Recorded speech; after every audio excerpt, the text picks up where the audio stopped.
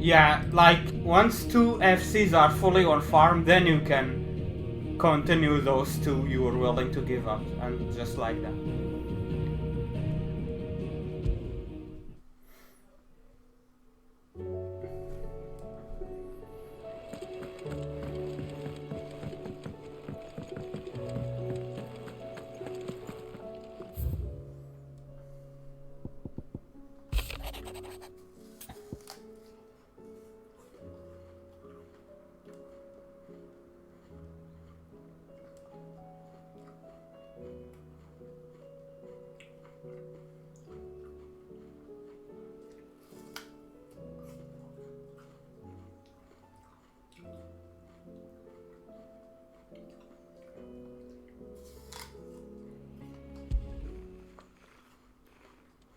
Hopefully it's nothing.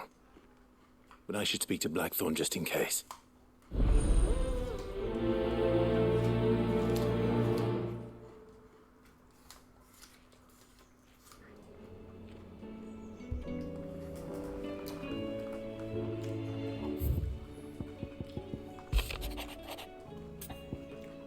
Thank you, Zen.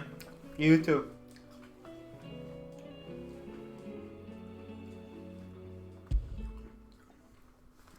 What could be wrong with Torgor? He seemed well enough when I last saw him.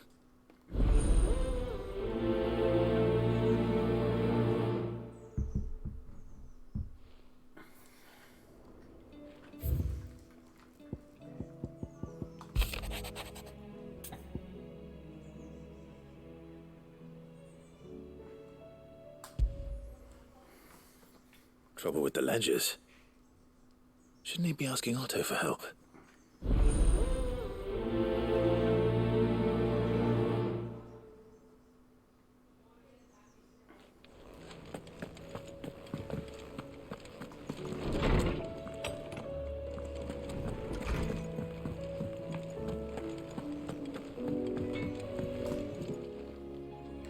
Blackthorn, do you have a moment?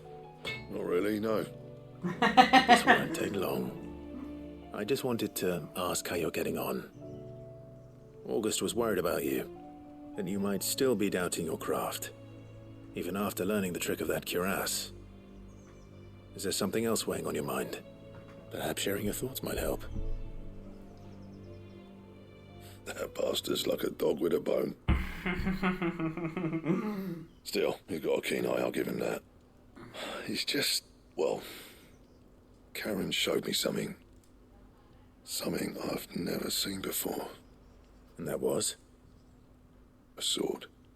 An odd-looking thing with a single-edged blade. The metal itself wasn't anything to write home about, but fuck me, the edge on it. You could slice a man clean in two with a weapon like that, and he'd be halfway home before he even realised he'd been cut. So that's what's troubling you. No. Not troubling me exactly. More distracting. Can't stop thinking, how do you get an edge that sharp? It's driving me mad. And if you knew how to do it, we could arm the curse breakers with even better blades. That's about the size of it, yeah. I'll see what I can find out. Sharper swords are always welcome. And we can't have our master blacksmith being distracted. You're a soft touch, you know that. But I can't say I'm not grateful for it. Good luck, eh? Thank you. Let's see what Karen knows about this sword.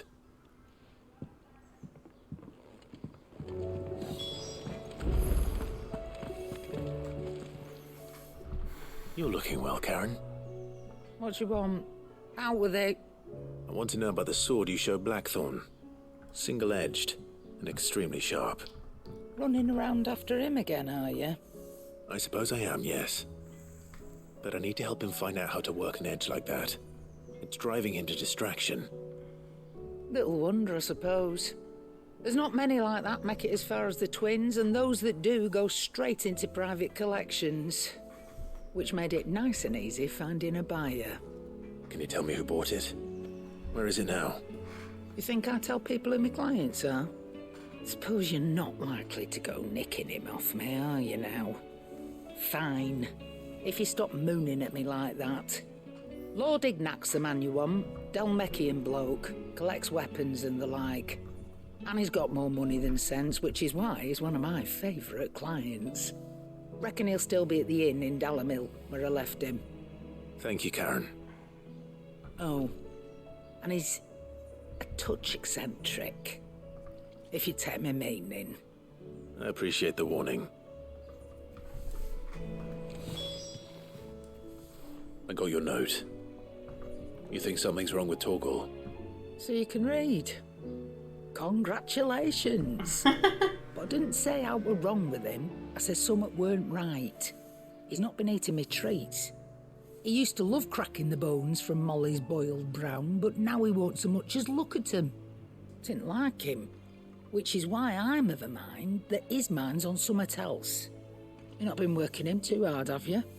No harder than usual. Is that it, boy? Do you need a rest? What was it you said he was? A frost wolf? That's what the lawsman seems to think. Then maybe this all has something to do with whatever it is that's woken inside him. I suppose things have been different since Rosalith. Perhaps Hippocrates knows something. Instead of everything, you mean? Perhaps.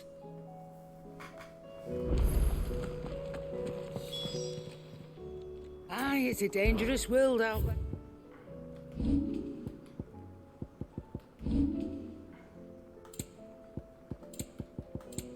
Is that all? It seems the hideaway has lost its appetite. With the as they have.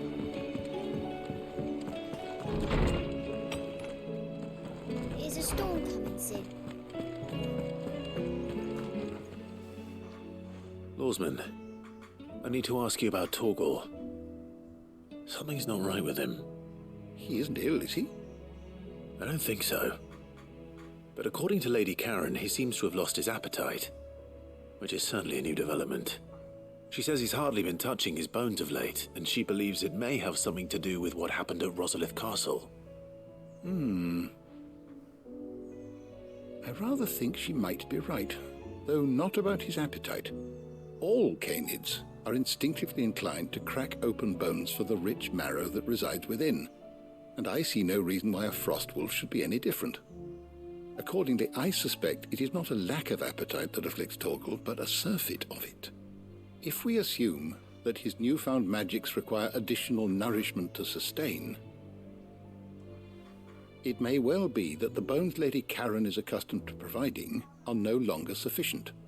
Frost wolves, after all, habitually prey upon far larger animals, whose bones may yield altogether different nutrients. As to where one might find a suitable substitute, some antelopes that graze the meadows of eastern Rosaria have been known to grow to a size more than double that of their lesser cousins. I don't recall ever seeing any that large. And little wonder.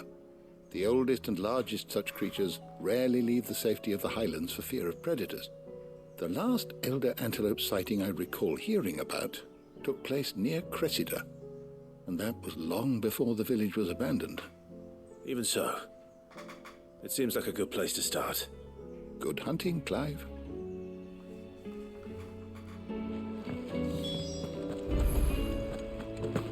Sid, did you know that chocobos are far more resilient to the effects of ether than most other beasts?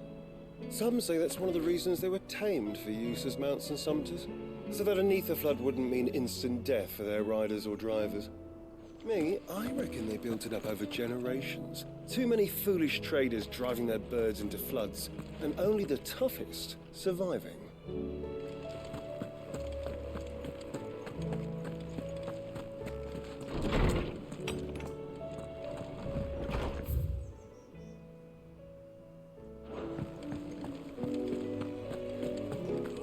Battle cries of dread, one die, in ruin lies less.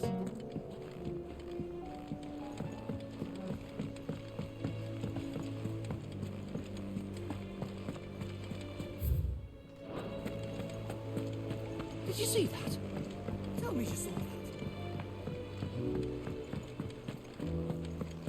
make of them skies then? Ill omen is what. Welcome to the Patron's Whisper. Your benefactors are a generous lot. Here you are. All yours. Best of luck out there, Sid.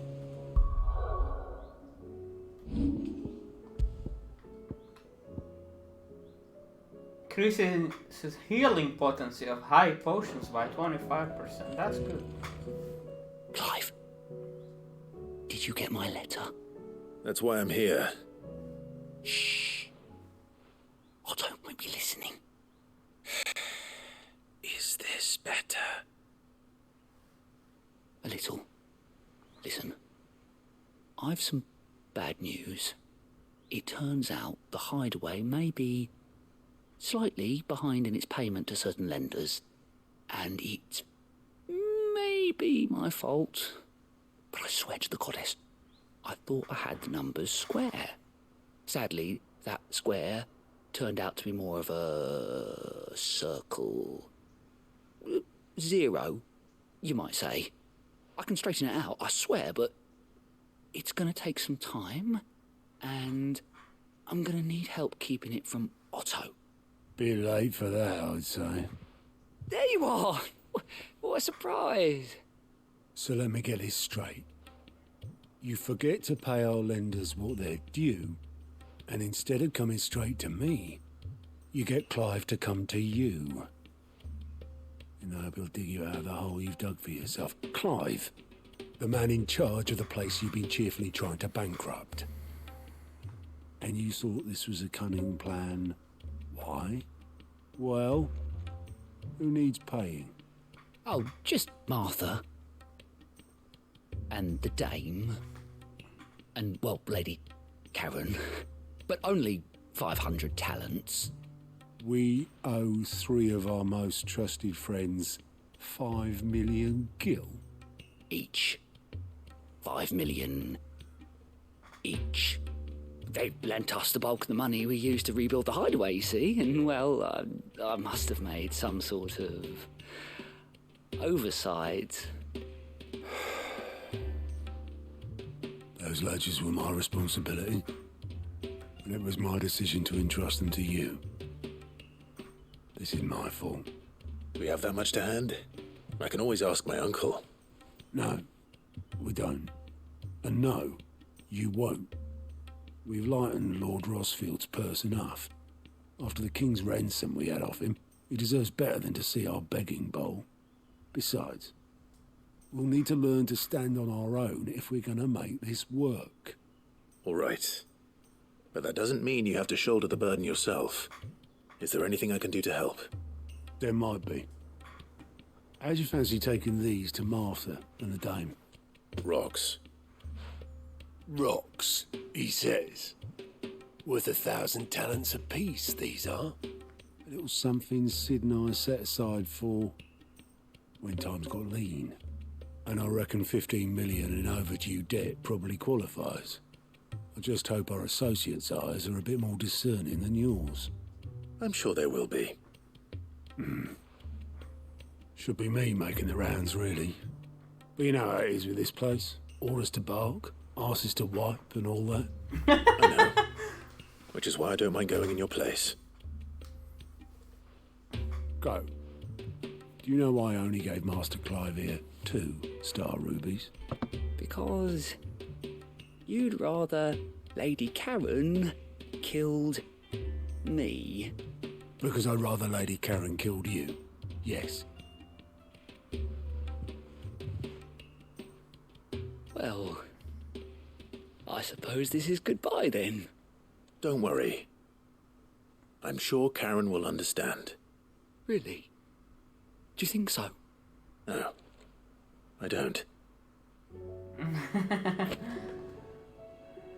Clive! Anything catch your eye? New hunts!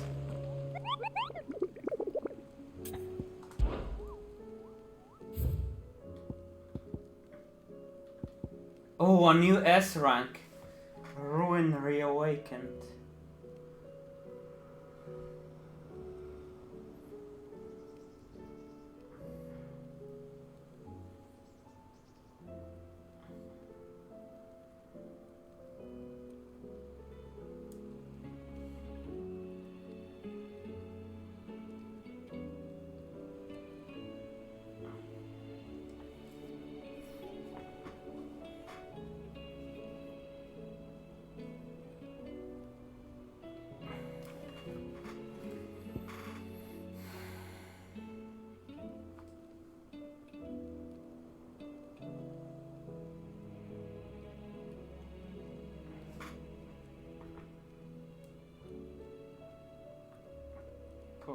Isolde.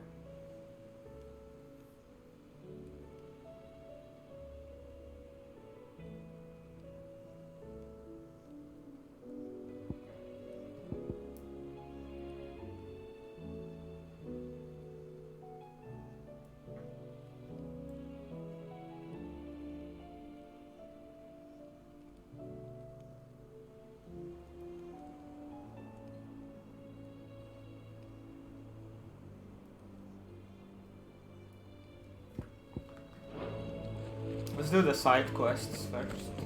What are you making them? What you said?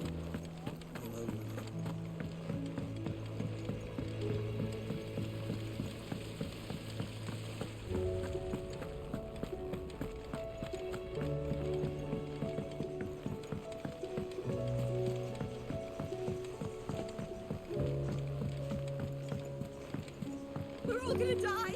You hear?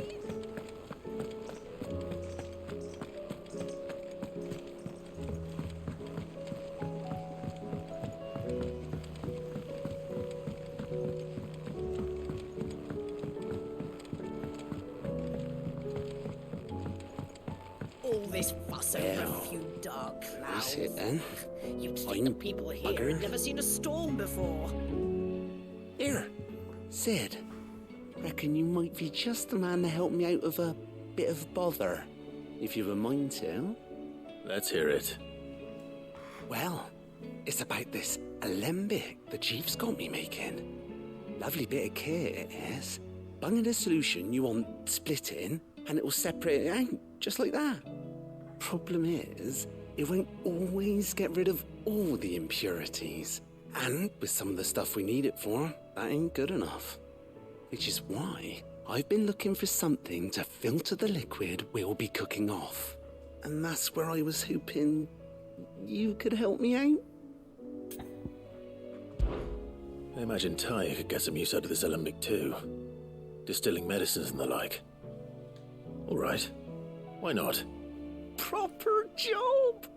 So what exactly do you need for this filter? Nothing but bomb ash'll do, says the chief. Gave me a sample she'd obtained from the university stores. Couldn't believe my eyes. You pour the blackest blight water through it, and it comes out clear as a mountain stream.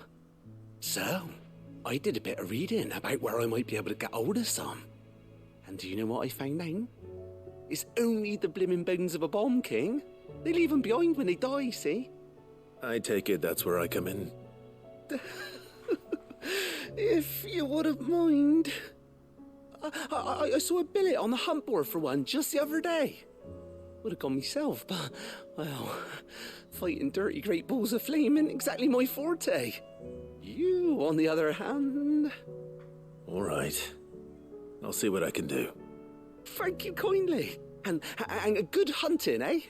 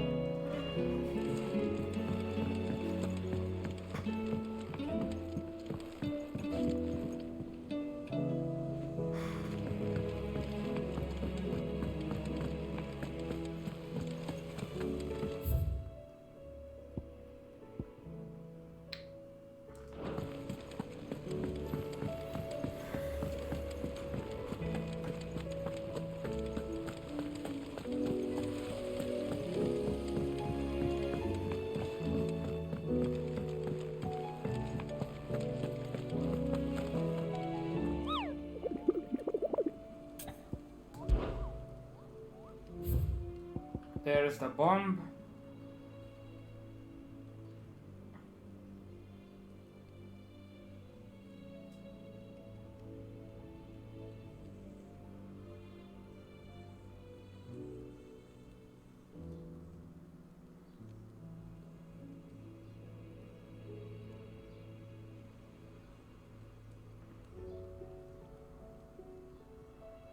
The Krog Sandberg.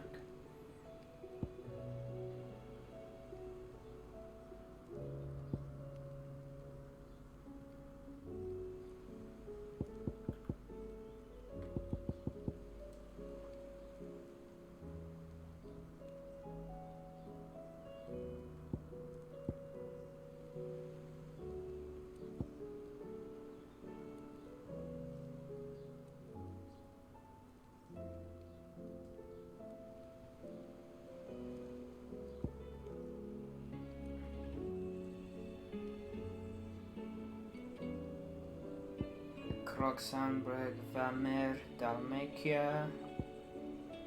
Quiet Sands, Rosaria.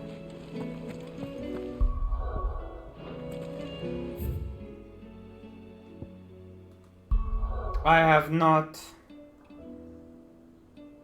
Everywhere is locked. I guess I need to advance a little bit. Otto, how fares the realm? The realm? Oh, she's just fine. As long as you look past the fact storms out mother crystals and her skies are a roiling cesspit. And Gav? He's with your uncle in the Free Cities, helping Mid with her project. Sent an owl their way the moment the winds turned foul. Still waiting on a reply, though. Do you have any good news? Well, that depends on your definition of good. All right, fine. What do you suggest we do?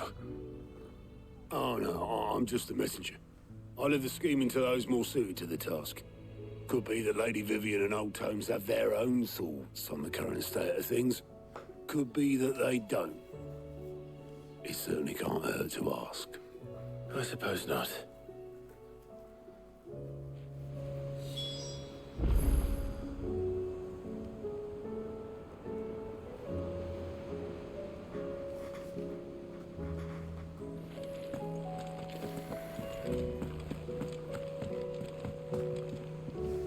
How is it that every one of your little excursions presages some inexplicable catastrophe?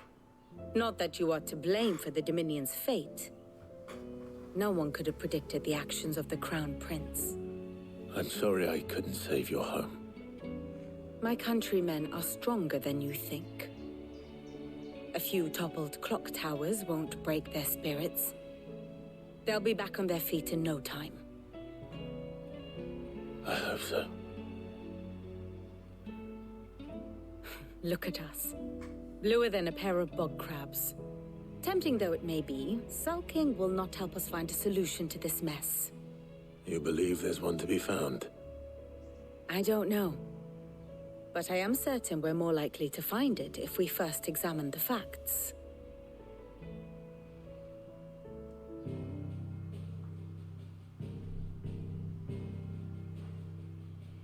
Beneath these darkened skies, fear and confusion reign over Valisthea.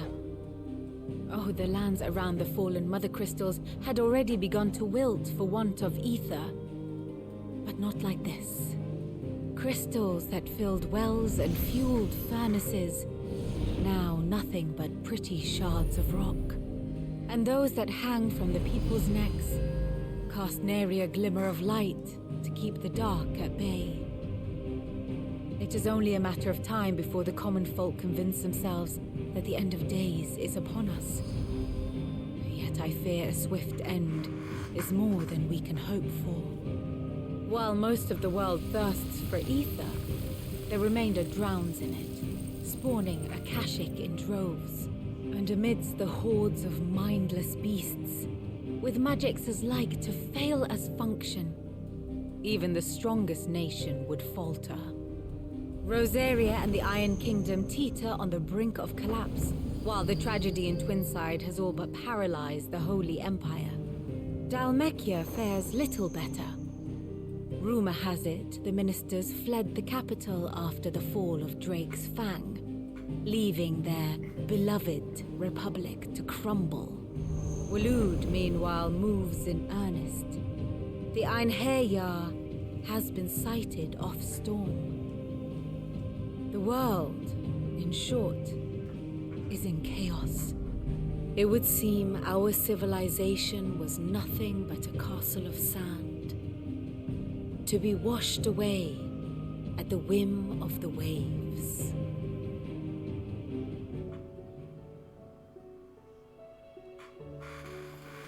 A castle of sand.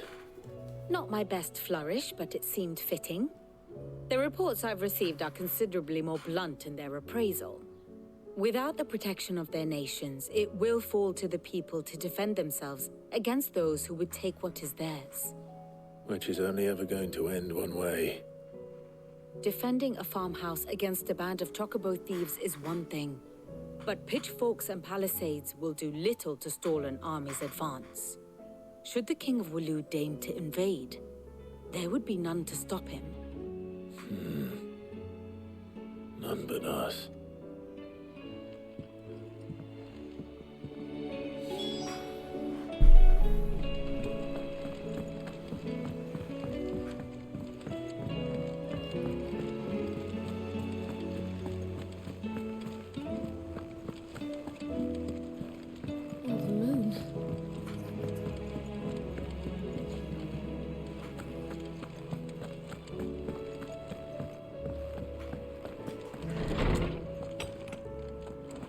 Is a storm coming soon? Let me guess. You're here about the skies. Is there anything you don't know, Lawsman?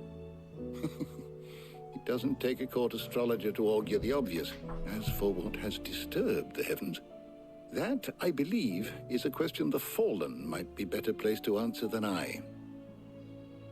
And on the 6th day did the gods tear the sun from the firmament, visiting darkness upon their prideful sons and daughters. But I dare say you remember your childhood lessons on the sins of Zemeckis only too well. You think they're connected? That Ultima was one of the gods responsible? Well, he has certainly exhibited powers that we mortals would associate with the divine. There is nothing divine about him. But he wouldn't be the first god of whom that could be said, now would he? Yet for all the fairy tales that tell of the sins, there is almost nothing in the way of actual historical accounts.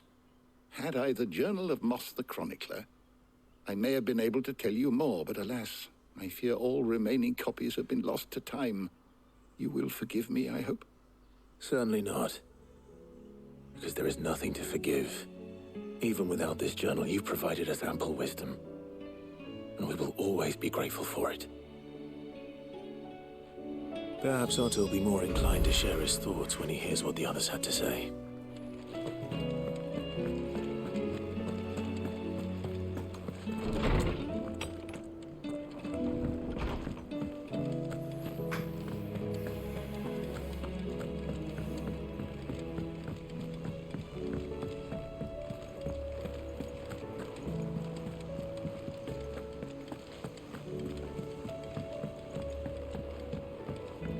My issue with the game is that you get so much materials, but there is very little use for them. Almost like no use of them. You get materials everywhere from everything, but there is nothing much to use them for.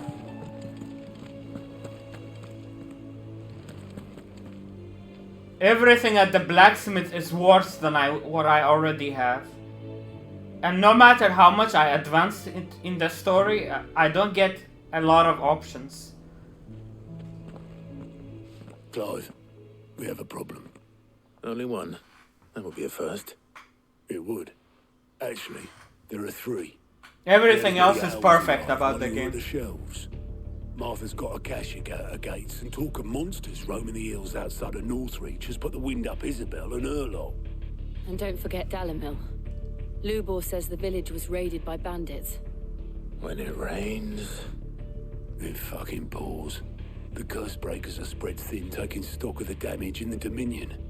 And even if I could get word to all of them, I doubt they'd get here in time to make any real difference. Which means... there's only two people who can. Jill and I. Let them know we're on our way.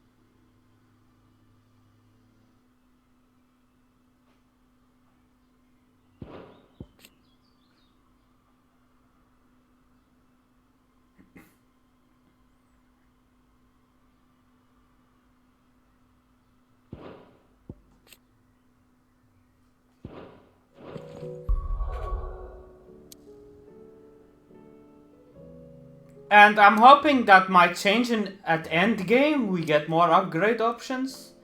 Maybe they just don't want you to overlevel for the story.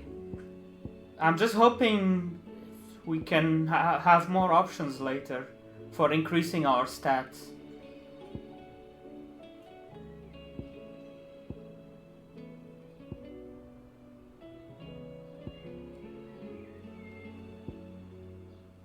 Oh, there is another. Oh, it's just that one, okay.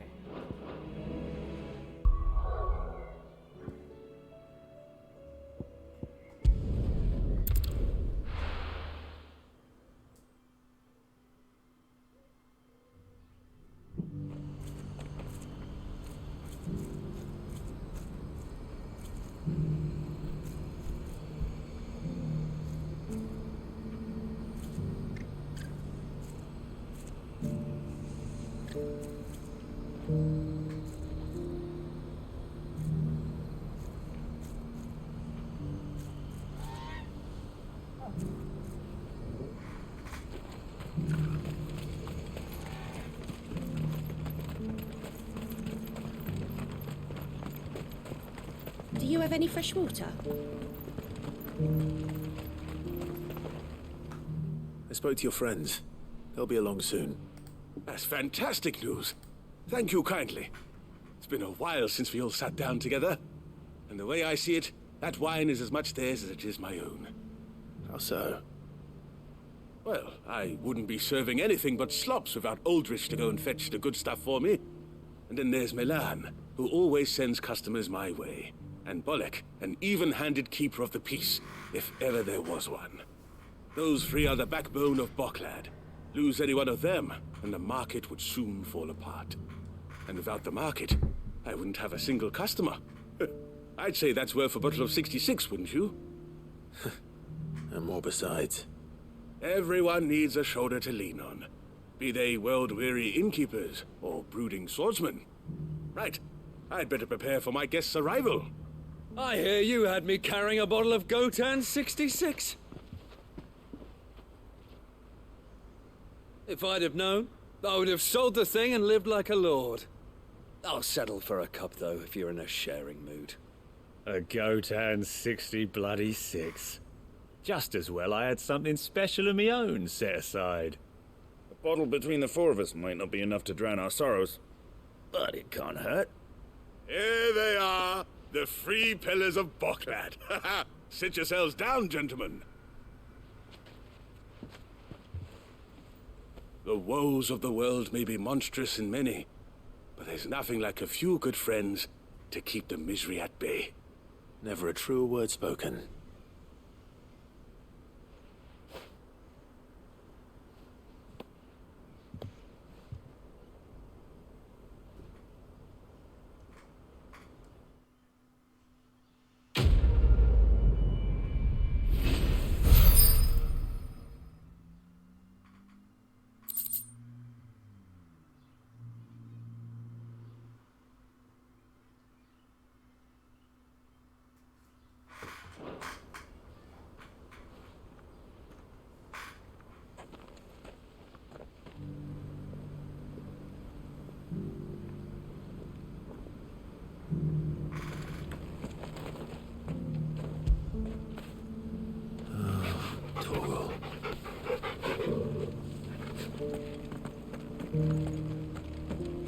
Kill the poor sod for a handful of coins.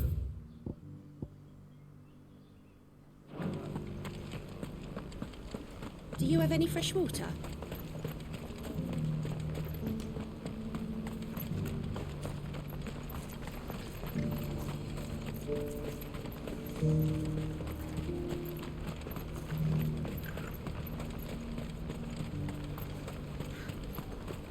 What I wouldn't give for a hot meal. Looks like this is the entrance. When are they gonna let us through?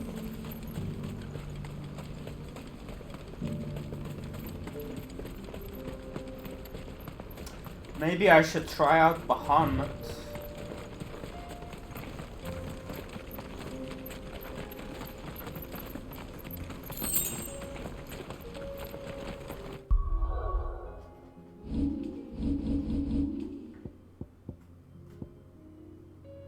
Flare breath.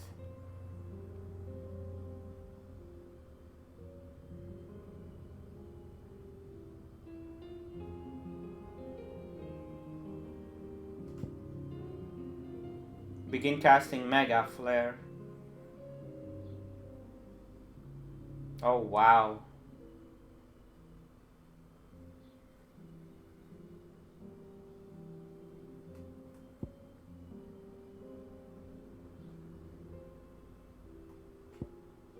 Giga Flare.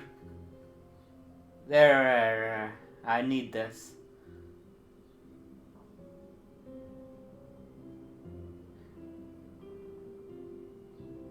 So fucking awesome, dude. And once I get the ability points, I'm getting this.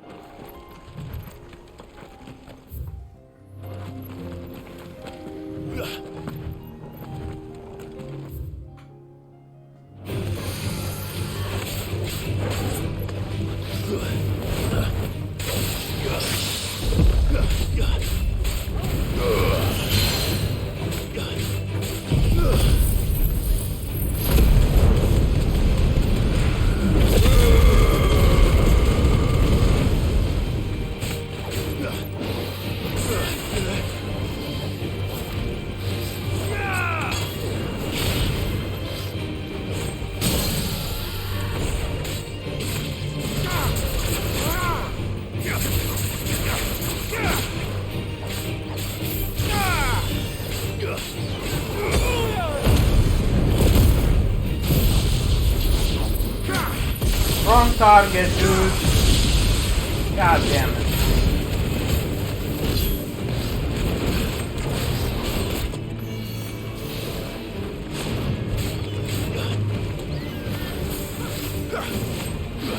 Nice try.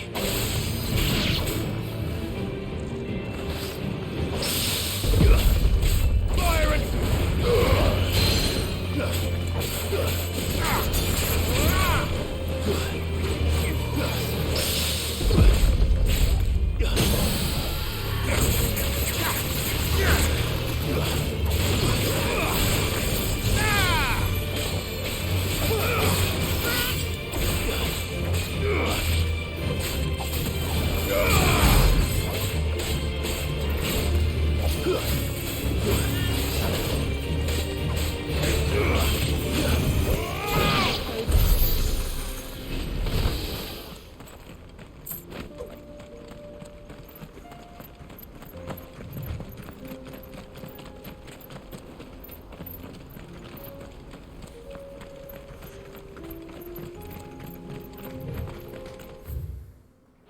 Of course.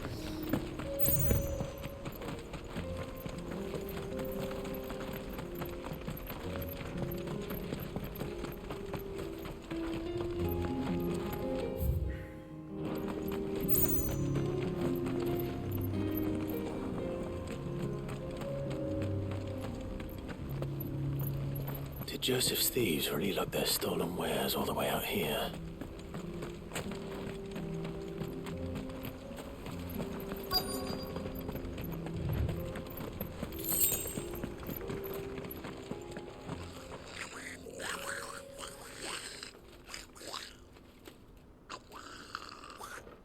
I think we've found our thieves. They don't look happy to see me.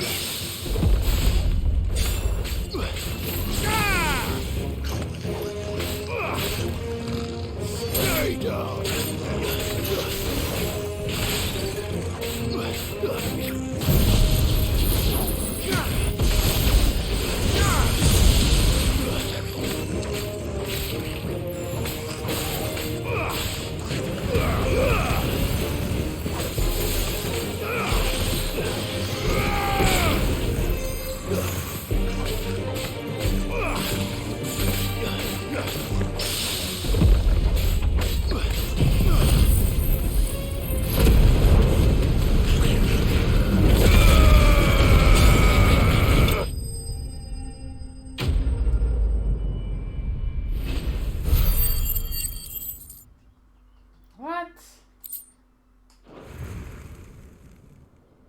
Let's get this over with.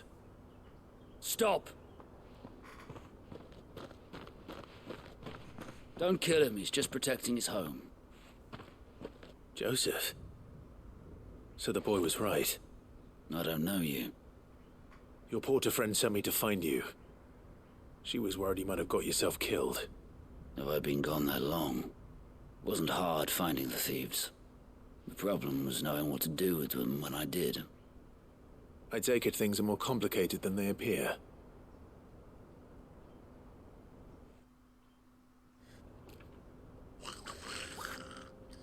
I'd all but ruled out bandits before I even left the market. You know why that is? Because our thieves had no interest in gold or gems, or anything they couldn't eat for that matter. Add to that the rumors of goblins in the area, and the mystery practically solved itself. I soon found their cozy little homestead, and all the missing food. I launched myself at them, full of righteous fury, but their leader was the only one who moved to meet me. The others, they huddled around that food, ready to die protecting it. They stole because it was that or starvation. I've been there myself, back when times were hard. So you spared them, and earned their trust into the bargain by the look of it. These goblins aren't native to the area. They don't know how to survive such barren lands, so I've been teaching them. And once they've learned to hunt and forage, they won't be fool enough to risk their necks in Bocklad. I'm impressed. I didn't know goblins could be reasoned with. Do me a favor. Let the porter know I'm safe. I'll head back to the market once my work here is done. Oh, and don't mention the goblins. I don't want people coming here brandishing pitchforks. Not now this lot have sworn off thieving. Your secret's safe with me. I appreciate it. Thank you.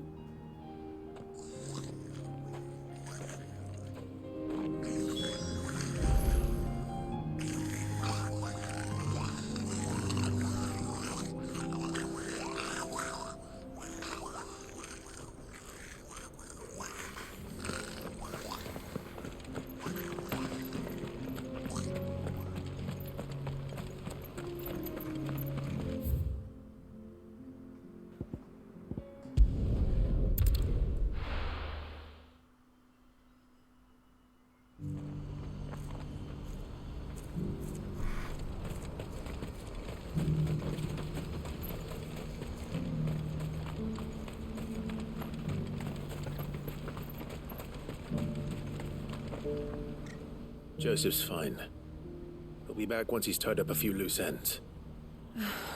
That's a weight off my shoulders. He certainly knows his business. You found your thieves all right. And I dare say they won't be coming back. A good man to have around, that Joseph. And if he says there'll be no more thieving, that's good enough for me. Thank you for putting my mind at ease. Here, for your troubles.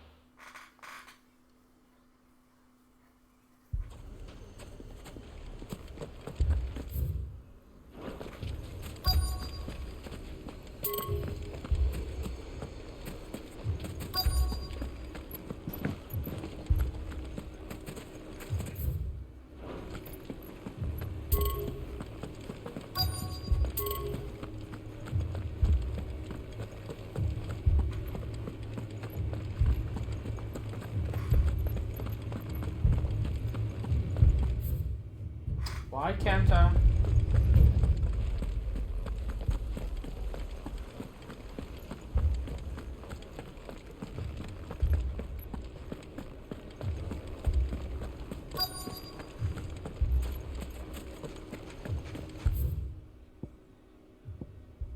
Inaccessible. Is that why the quest have a lock on it?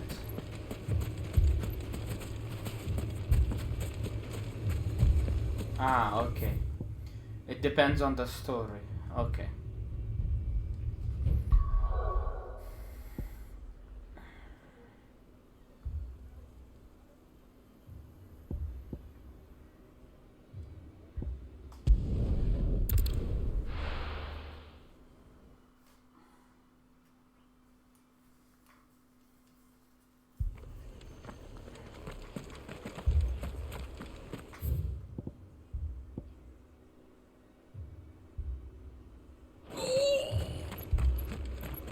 The Akashic attacked us out of the blue, and there's no telling when they might be back.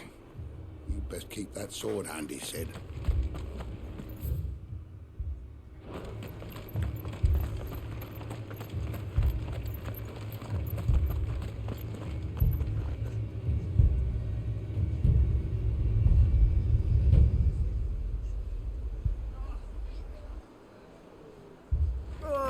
Just patch me up as quick as you can.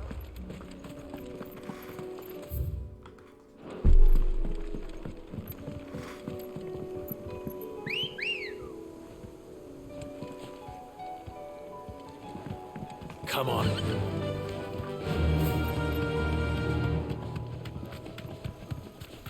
We're not alone.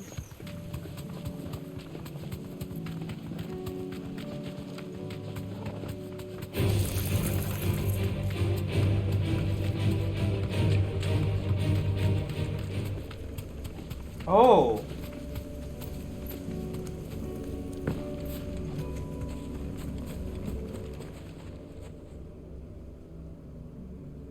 This one's awake.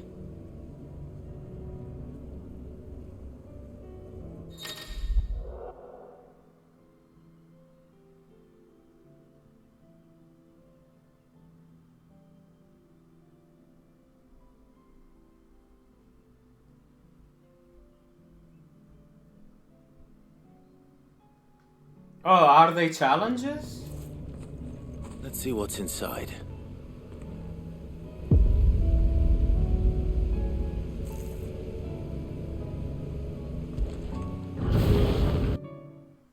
Let's see if it's hard or not.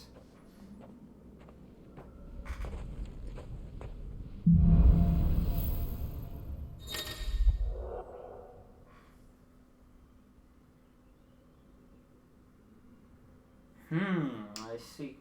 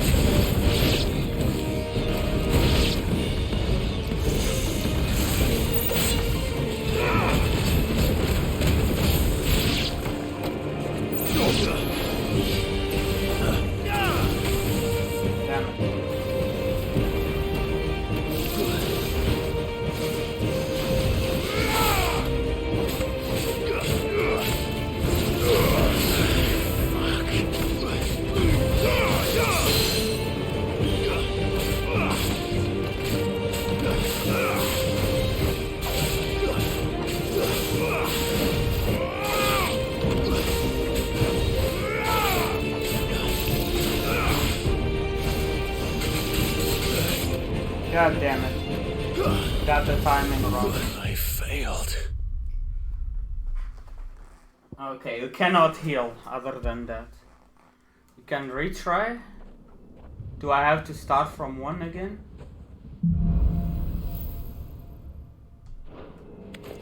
Ah, okay.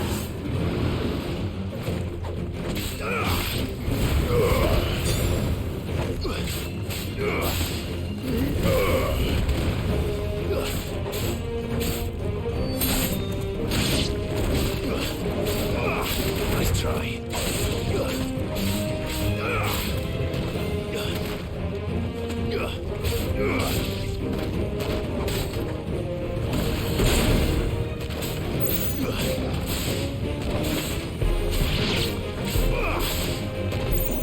Stay down.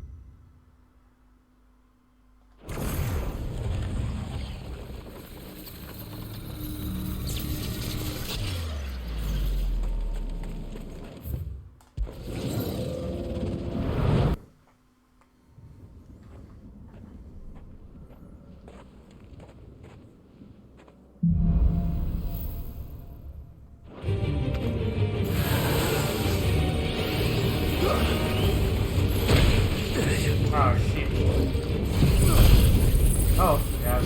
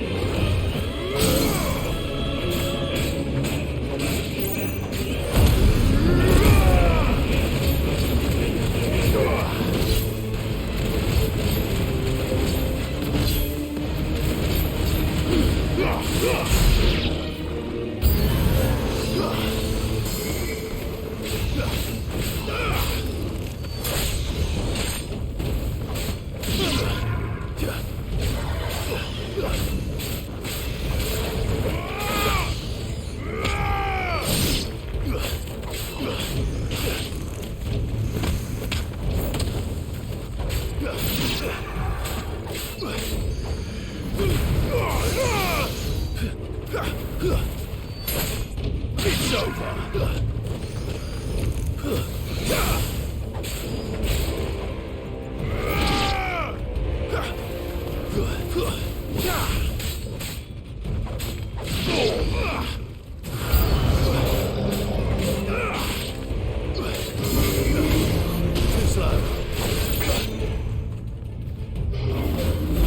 There's not enough time.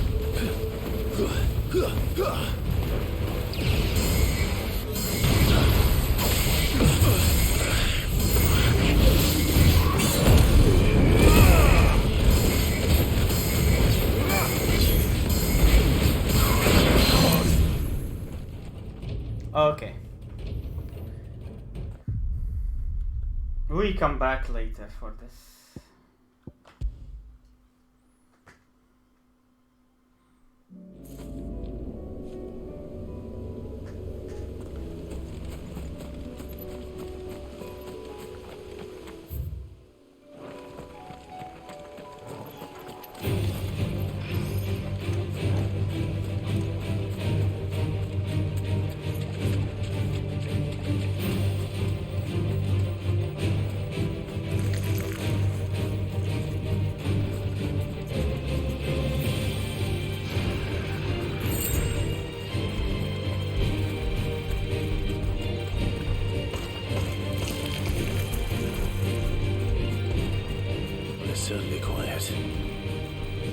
If I were a giant antelope, it'd seem like just the place.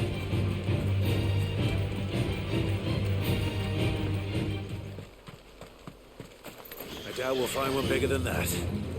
You hungry, Torgal?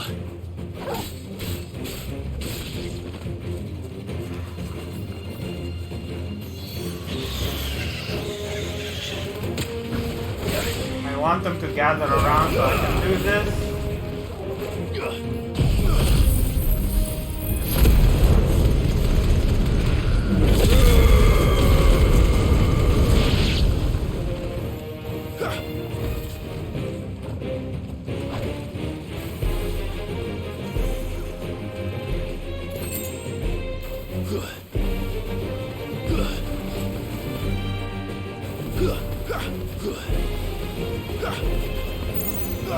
That's it.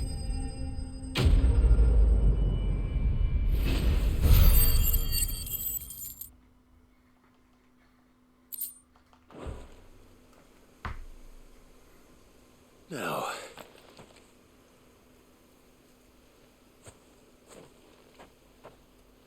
Will it be enough, I wonder?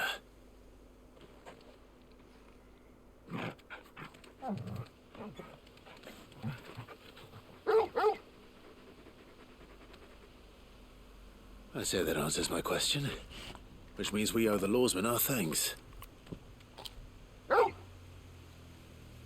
just a big puppy, aren't you? A very big puppy.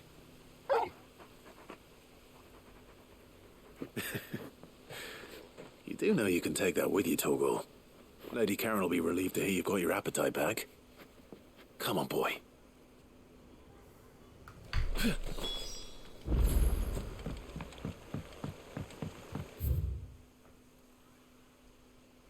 Okay.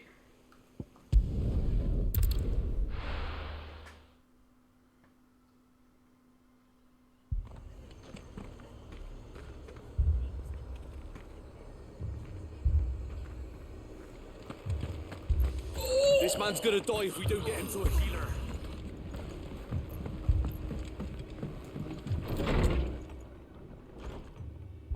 Martha. It's good to see you. And you, Clive. Jill? Otto said you'd been attacked by a Kashik. What exactly happened here? Those skies are what happened. Not long after they fell dark, we had our first visit. There were hundreds of them. Tried to storm the hill. Only a handful made it up here, but that was more than enough. The rest are still down there now. And while we have a few willing fighters holding them back, they're sorely outnumbered. What do you think, Clive? That we join the fight? I thought you'd never offer. Now, where I need you is the Fallen Gate. That's where the fighting is fiercest. Let the men know you've come to help. Something tells me they'll be pleased to see you. We're on our way.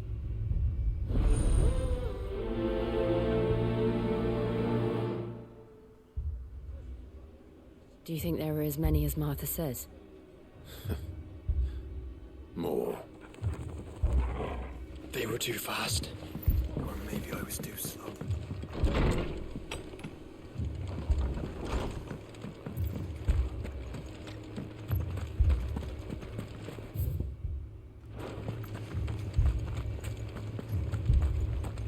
You don't think they've abandoned us, do you?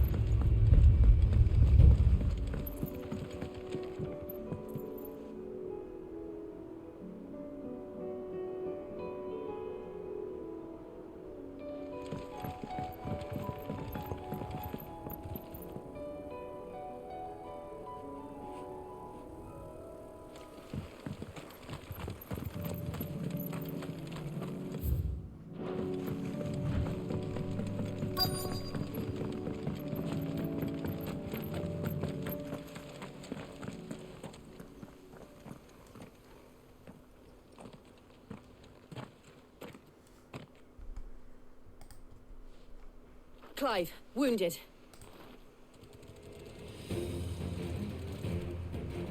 We deal with the Akashic first.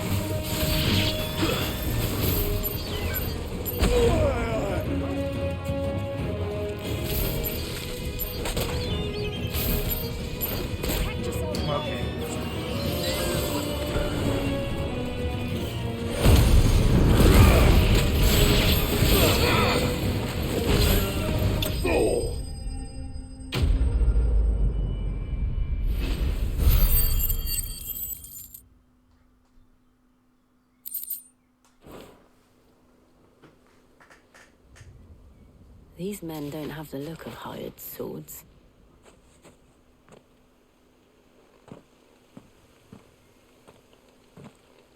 If you've come to rob this place, You are mistaken, my Lord Rosfield. We're here by Madame Martha's leave. how do you know my name? Forgive me, my lord. There wasn't time for introductions. We're with the Guardians of the Flame. Wade's men? But how did you come to be here? Where is your commander? Sir Wade left earlier with a scouting party to find out where the Akashic were coming from. Did he? Take your wounded back to the inn. Martha will see you're looked after. We'll join you anon.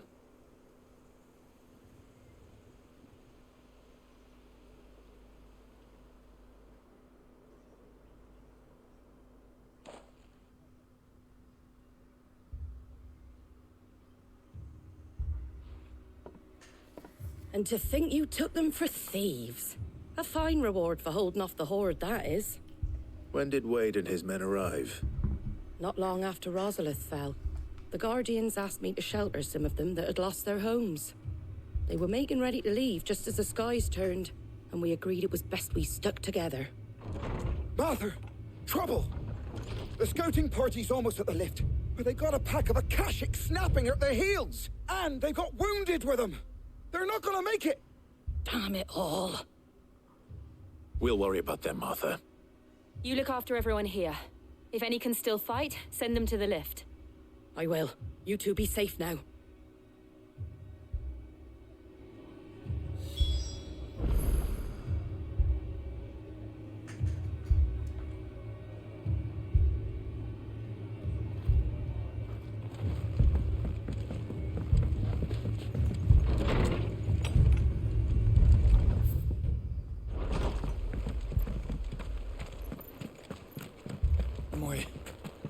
My brothers.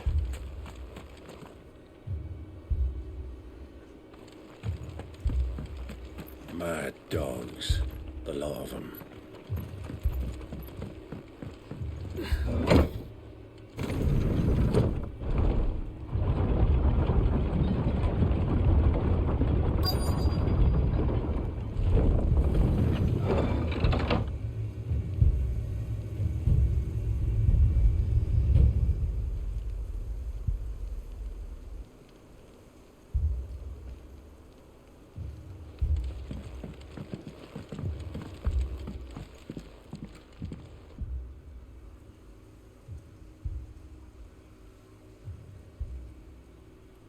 Squire, I need you to get those who can still walk up the lift to Martha's. But what about... I didn't ask, Oscar. Sir. Sir Wade. Lord Rosfield. If you aren't a sight for sore eyes. Martha seemed to think you might need some help. And by the looks of it... We thought we could sneak by them. But we didn't know there would be so many. How could we have? Behind you!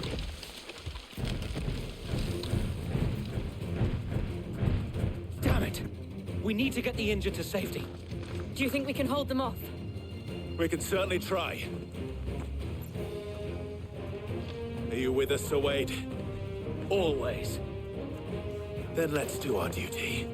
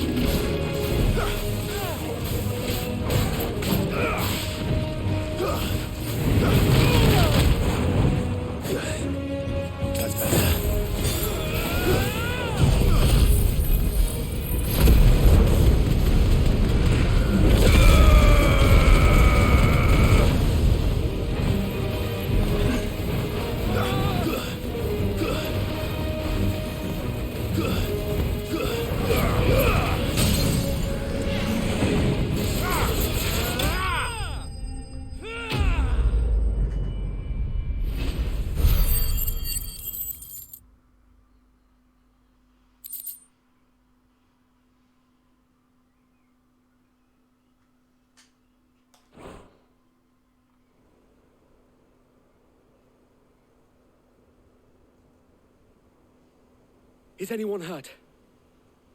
I don't think so. And yet again, you've pulled me from the flames. It's just a pity I keep walking into them. You've never been one to shy away from danger, Sir Wade. Like any shield worthy of the name. I see you're all in one piece. Martha! Is something wrong? The lookout saw smoke coming from down Eastpool way. Too thick to be a hearth. A second horde. Feel like finishing the job. Always. Jill and I will make for Eastpool. You'll need to move the injured without us. Don't you worry about them. The moment my men are safe, I'll follow. Good luck.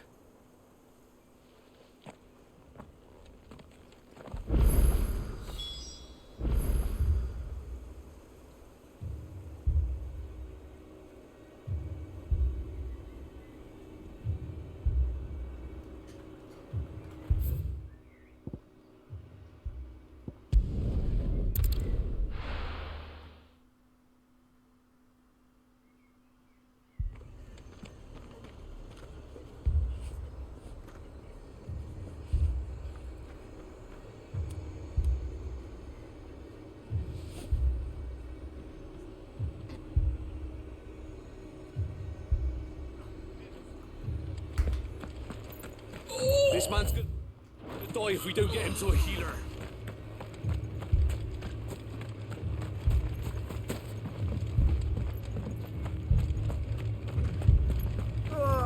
Just patch me up as quick as you can.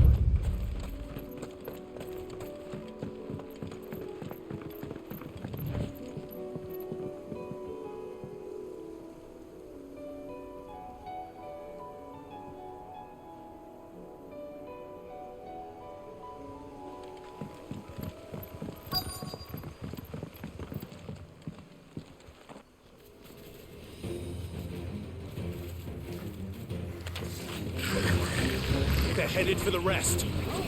We have to slow them down. Martha and the others won't be ready.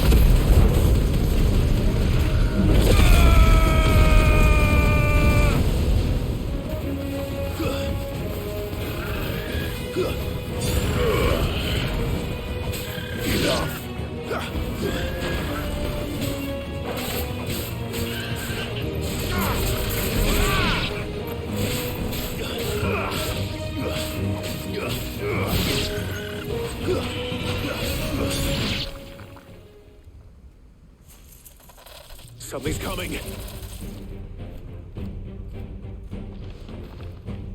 Apologies, my lord. Did I miss anything? Only the first round, Sir Wade.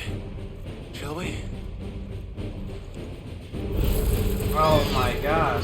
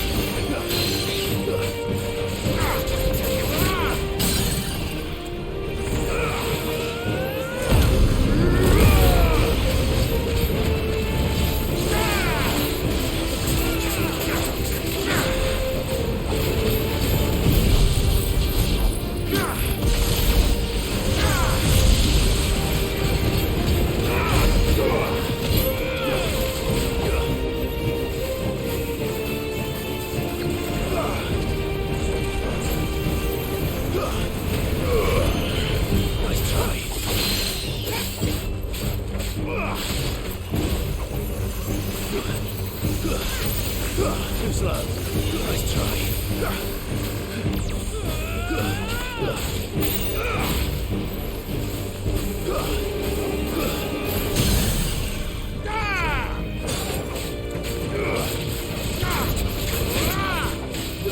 It's over.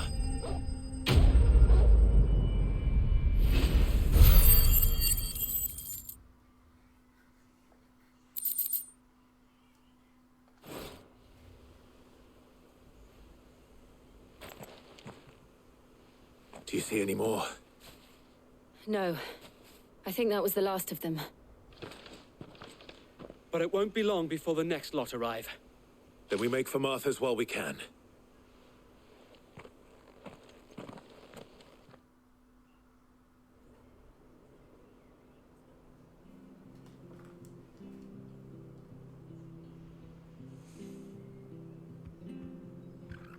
What did you find out there?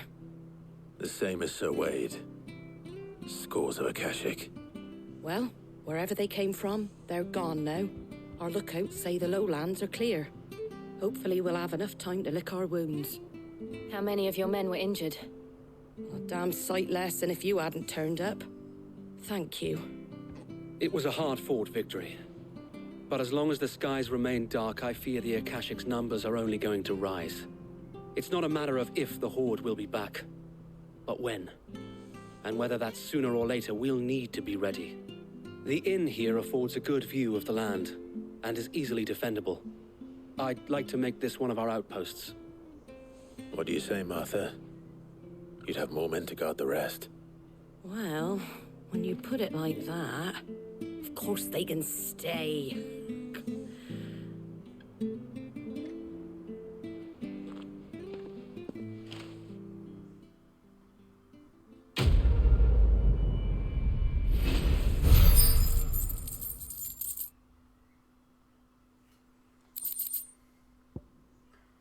Guardian scarf displayed. Oh.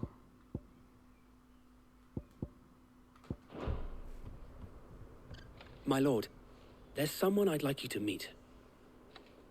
Oscar, over here.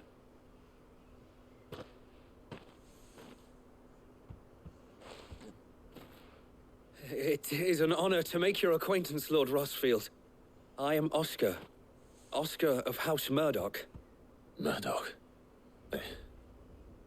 I wasn't aware the Lord Commander had children. Oh, he didn't. But his brother, my father, did.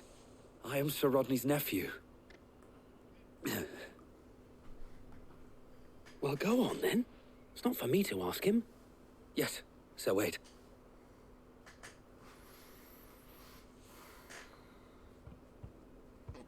If it please you, my Lord Marquis, might you take me as your squire? I would learn the duties of a shield from the finest. I'm sorry to disappoint you, Oscar, but I'm a shield no longer. Nor was I ever the finest. And spending time in the company of an outlaw hardly seems a fitting education for one aspiring to take his oaths. My Aunt Hannah once told me that a man is not defined by his title, but what he does in its name. You have accomplished much since taking on the mantle of Cid, winning no little honor in so doing. And I would sooner serve under an honorable outlaw than an unworthy shield. Not that Sir Wade and the other Guardians are... I mean to say that, they're... It's all right. We know what you mean. There is only so much the boy can learn from me, my lord. But a squire... Would that really be so bad? You were a squire once. And I'm certain Sir Rodney would approve.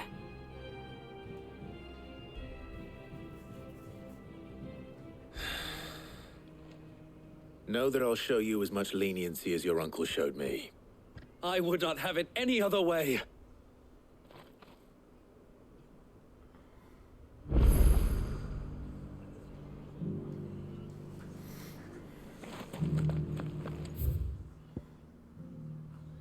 Okay.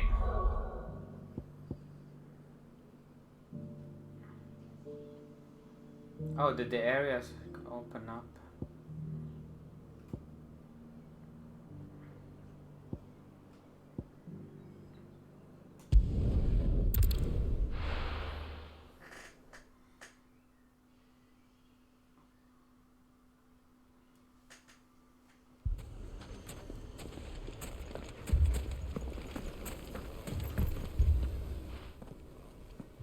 Sid.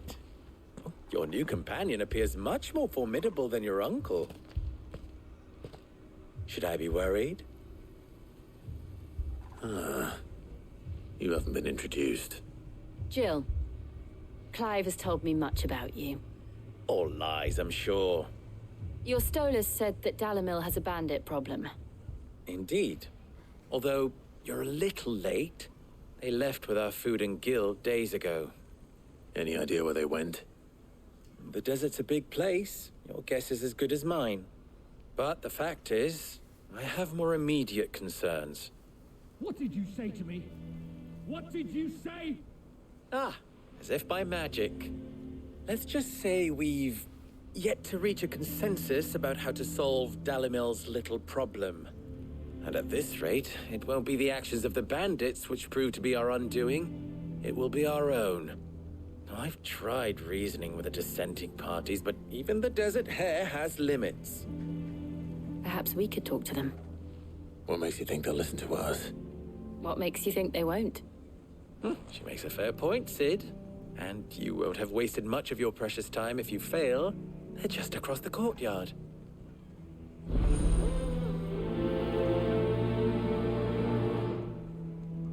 Suppose we just follow the shouting.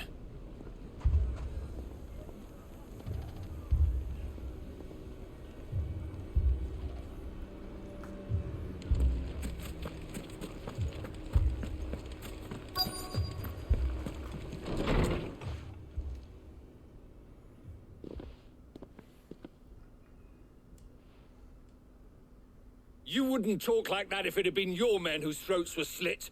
Blood for blood, it's the only way. We hire mercenaries and have them mount the bandits' heads on our walls as a lesson to the rest. And what happens when those mercenaries are slaughtered like your men? Are you going to hire more? We're better off using that coin to buy food and supplies. If we hire mercenaries, the only thing we're buying is the bandits' ire. And you cannot fill empty bellies with that. Do you hear me? But what happens when they come back? Maybe it'll be your throat that's slit. That's enough. Both of you. Any more of this and I'll throw you out myself. Come back when you're ready to talk like adults.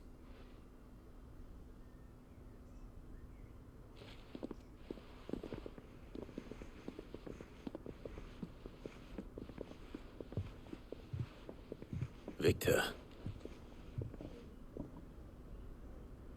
What's he doing here?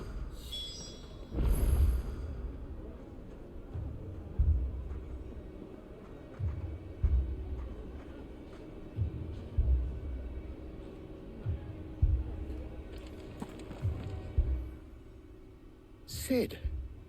And Lady Jill. What brings you here? I was about to ask you the same thing. Costness is in chaos, and the markets have all but ceased to operate. The Briar's Kiss here in Dalamil is the only place I can reliably obtain supplies. I was here to do just that when Master Lubor told me of his troubles. He thought I might be able to talk some sense into these fools.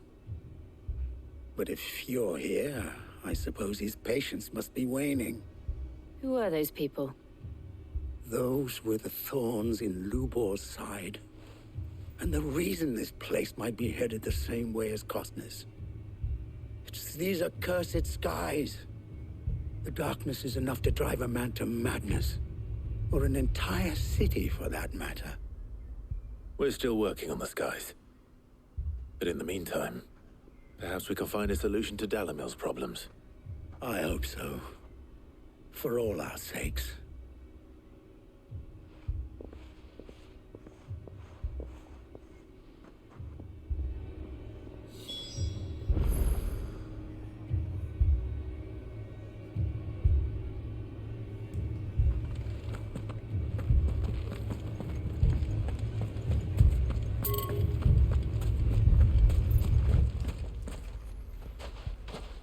So, you see my predicament? What I saw was a room full of people who were angry and afraid. And with good reason by the sound of it. But if left to smolder, that anger and fear could set the entire town alight. My thoughts exactly. What to do? Both sides wish to protect their homes and livelihoods, if only they could agree on how. But as long as they are divided, we are vulnerable. And if there's one thing bandits like, it's an easy target. What would Sid the Outlaw suggest? Well, if it were my namesake, he'd let them choose for themselves, and be on hand to pick up the pieces when it all went wrong. That sounds like a recipe for disaster. A recipe for disaster is precisely what it is. But perhaps that realization would be enough to make them question the ingredients. While it's plain neither Conrad nor Natalie will countenance the other's proposal, it may still be possible to make them doubt their own. Before presenting them with a third option. And that would be? To pool our resources and save the city ourselves. Why fight each other? When all that fear and anger can be directed at the bandits. It appears we have a plan of action. Victor, pay Conrad a visit. See if you can't convince him of his folly. I'll speak with Natalie. As you wish. Your faces are not well known in this town. That may prove useful. Don't worry, Victor and I will do most of the talking. You need only play along. Play along? What he means to say is yes.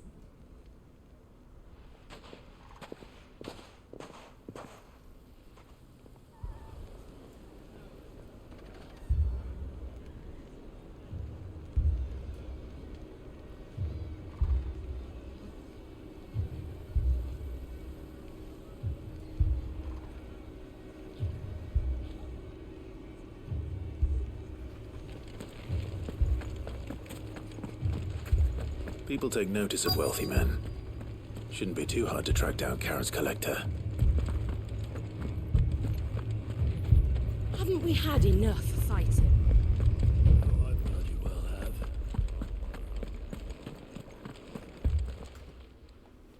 My reputation will be ruined! Ruined! Calm yourself, Lord Ignac, I beg of you, before you do yourself a mischief. Pardon the intrusion, but... Out! Get out! I paid for these rooms so I wouldn't be disturbed. Leave me be! Please, allow me to apologize. His lordship is going through a difficult time, and he's never been fond of guests arriving unannounced. Radim!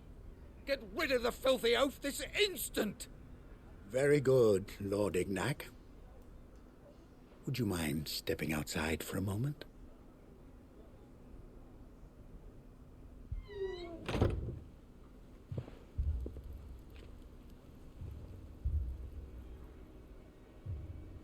I'm sorry if I've caused you any trouble.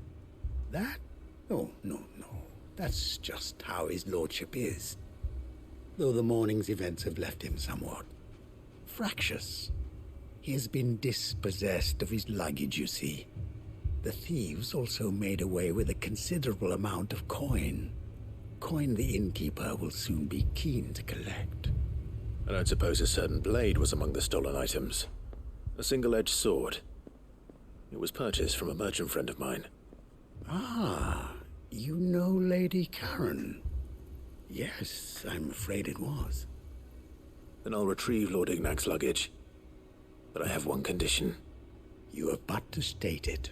You are welcome to anything that is within my power to grant. I want an audience with Lord Ignac. A few minutes should be enough. Then I'll be on my way. A condition I would be a fool to refuse. Of course, you shall have your audience. I don't suppose you saw where the thieves went. I did not, no. Though some discreet inquiries made on his lordship's behalf mean that I know where you might find them. The bandit's bed. Every ill-gotten coin in Dalimil is said to pass through that disreputable corner of the Valcroy. And that's where I'm heading. I shall speak to Lord Ignac in your absence, and arrange for an audience upon your triumphant return.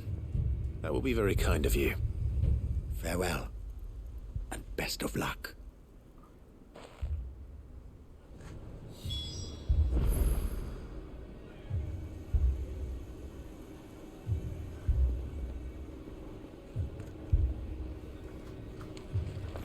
I would have been to the front.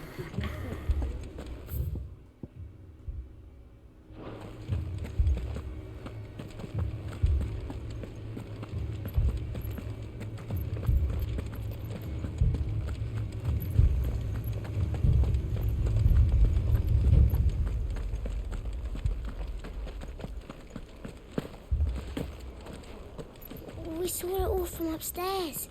The bandits came and started attacking everyone. It was really scary.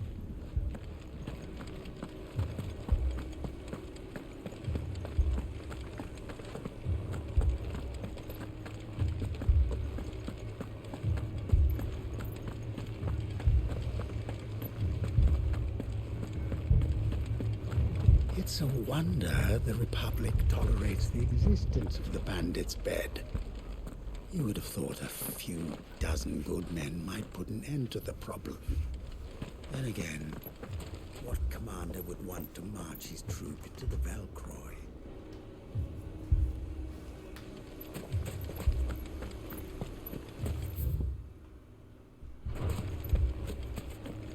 Poor bastard. Couldn't run because of the weight of his load. Still, better a branded than one of us.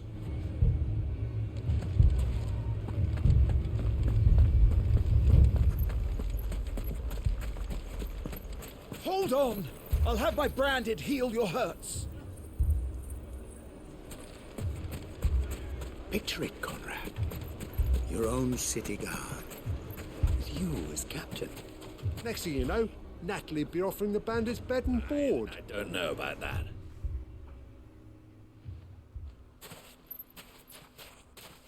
Ah, here she is. The Lady of the Spear herself. Conrad, may I introduce you to Jane, commander of the Red Wings, the oldest mercenary guild in the Free Cities. A pleasure, my lady. The pleasure is all mine. As I told you, I summoned the commander here from Canver to inquire about a contract. Victor says you told him no. That there aren't any men left to hire. Is that true? True as the crystals cracked. Nobles came and claimed every last one worth his salt. And not just from us Red Wings.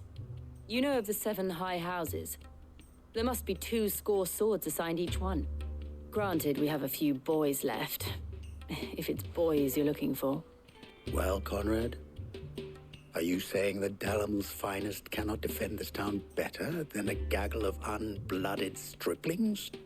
That a band of beardless youths could better avenge the deaths of your brave men than you yourselves? Absolutely not. We'll show those bastards who they're dealing with.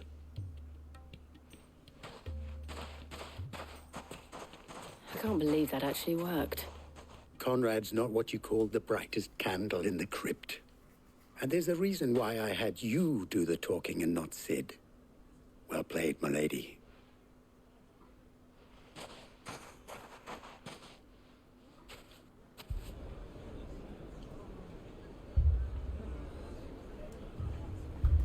Then let us band together and show these brutes that...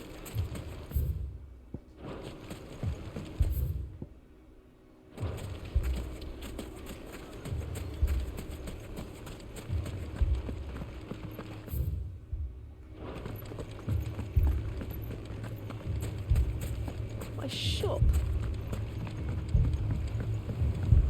If I had my pickaxe, I would... I mean, it may still be possible to buy some. Ah, here he is now. Natalie, allow me to introduce Lord Underhill of Randalar's prestigious League of Merchants. Lord Underhill. At your service. Underhill. I was just telling the good lady of our conversation, my lord, and how you were lamenting the state of the capital's stores. Lubor says that not only are the granaries almost empty, but that war and the Blight mean this season's harvest won't be enough to fill them for winter. Indeed, certainly that is the case. The nobles in the capital are buying up the city's stocks of barley and wine, driving the prices higher than most commoners can afford. It is only a matter of time before the peasants revolt. It is worse than I thought. If what Lord Underhill says is true, I fear we have little hope of supplementing our stores, meager though they regrettably are. And while I applaud your endeavors to dissuade our more bellicose citizens from seeking vengeance, I sense Conrad is not wrong in his assessment of the bandits' likely return. Which means that now, more than ever, we will need to secure what little we still have. Food, weapons, herbs, everything. If our humble town is to endure not only this hardship, but those that are certain to follow, we must stand united. All right. If it will help to protect my home, I'll do it. But you needn't have gone through this charade.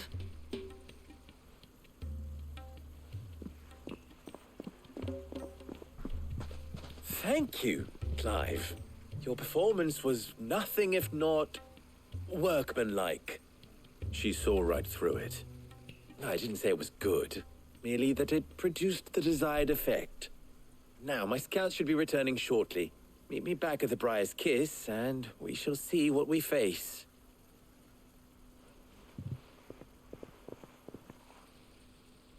I'm not convinced our roles in this ruse were entirely necessary. I don't know. Conrad seemed quite taken with you.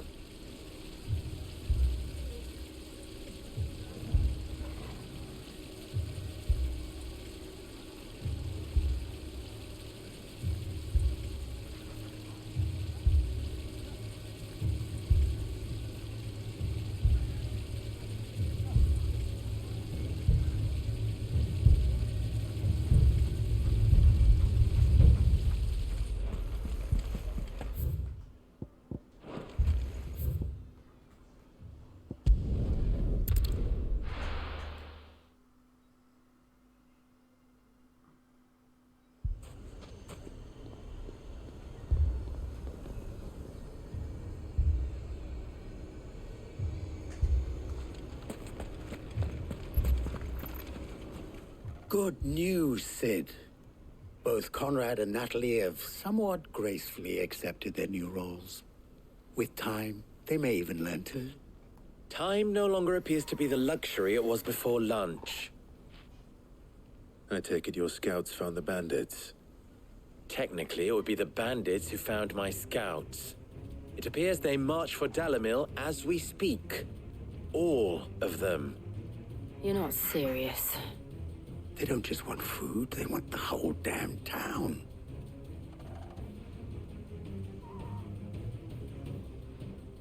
I have a favor to ask. I'm told the bandits march in two groups, one from the south and one from the desert, in a move doubtless intended to stretch our already gossamer-thin defenses. Very well. Jill and I will meet those from the desert. But what of the rest? The rest, my friend, the city shall fight. Together. The stakes, I concede, are high. But if this does not unite Dalimil, nothing will. That is a lot of faith to put into those who had their hands around each other's throats but a moment ago. Then it will be for us to see that their hands are kept occupied. And I do mean us. I thought you might say that. We'll hold them off for as long as we can. And we will do the same.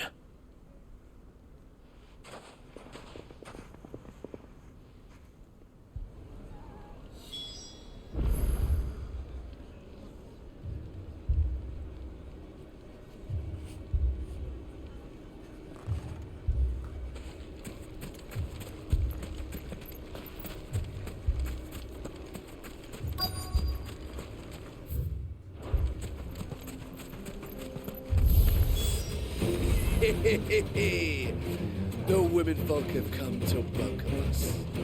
I'll take that one.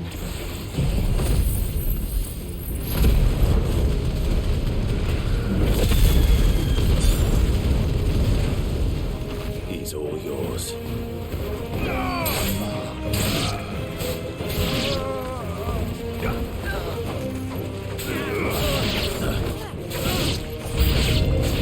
They mean to overwhelm us. We can win!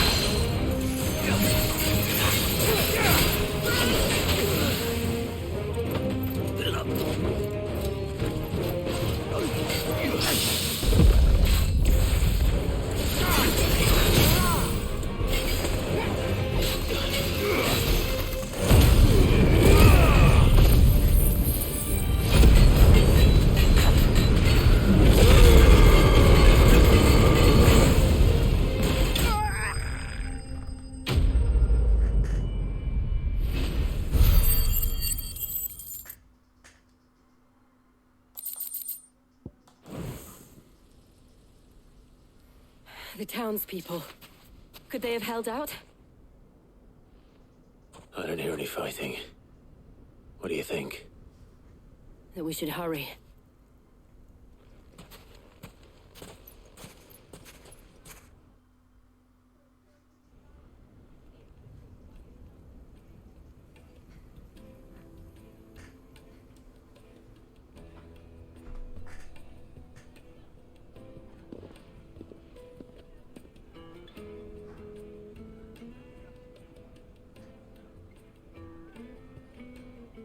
Natalie, I owe you an apology. You did well out there. The inn would have been lost had you not held the line. Without you, there would have been no line to hold. You saved us, Conrad. You saved Dalimil. We all saved Dalimil.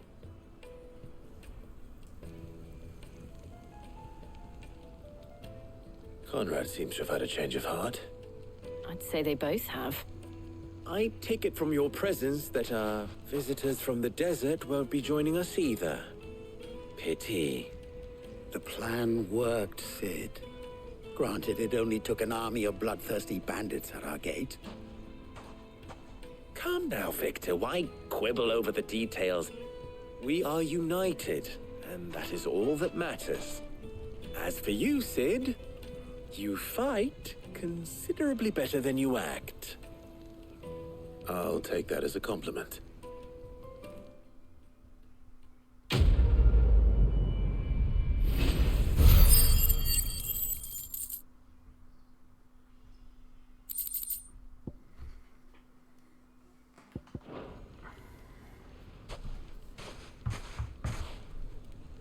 Hello, Lebington. I hope you're well too. I'm doing good, thank you. So there is that one.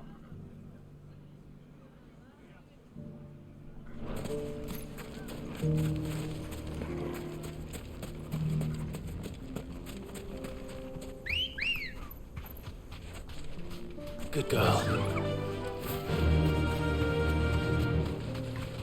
How many hours in? Is there a way to know? Like, the game doesn't show playtime, so I don't know. But I've been playing since Thursday.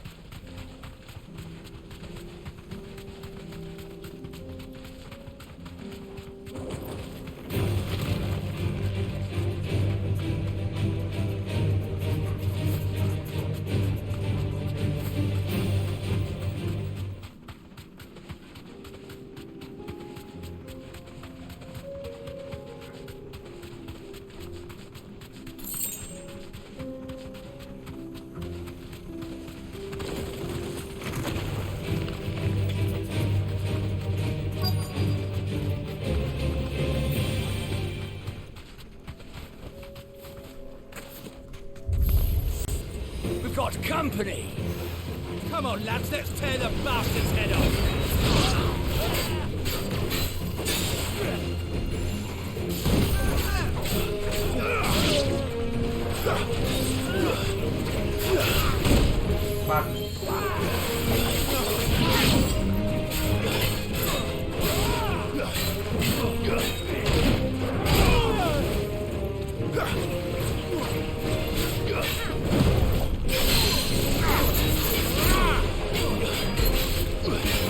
Nice try.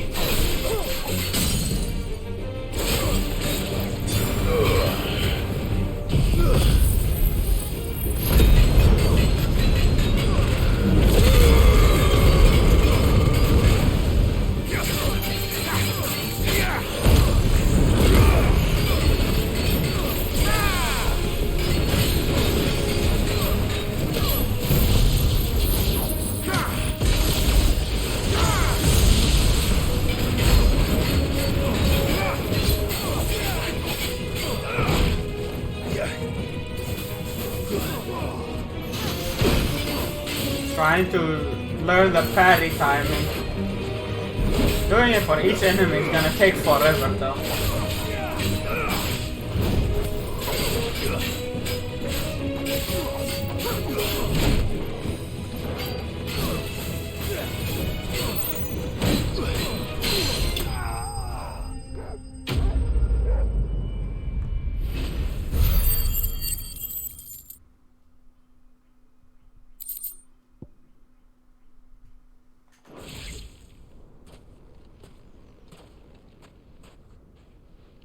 This must be Ignac's luggage. Nothing seems to be damaged. All right. Let's get it back to Dalimil.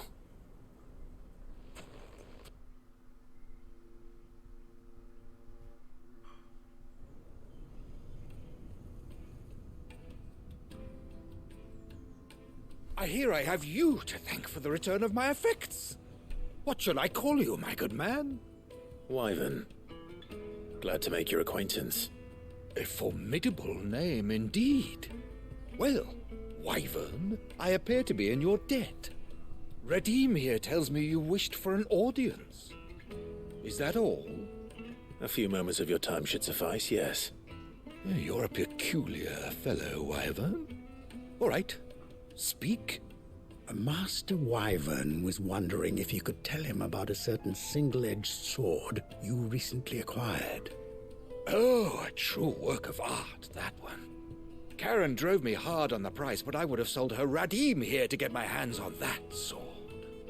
It was made in the Outer Isles, far beyond the Twins, and is used exclusively by the practitioners of a unique school of swordsmanship.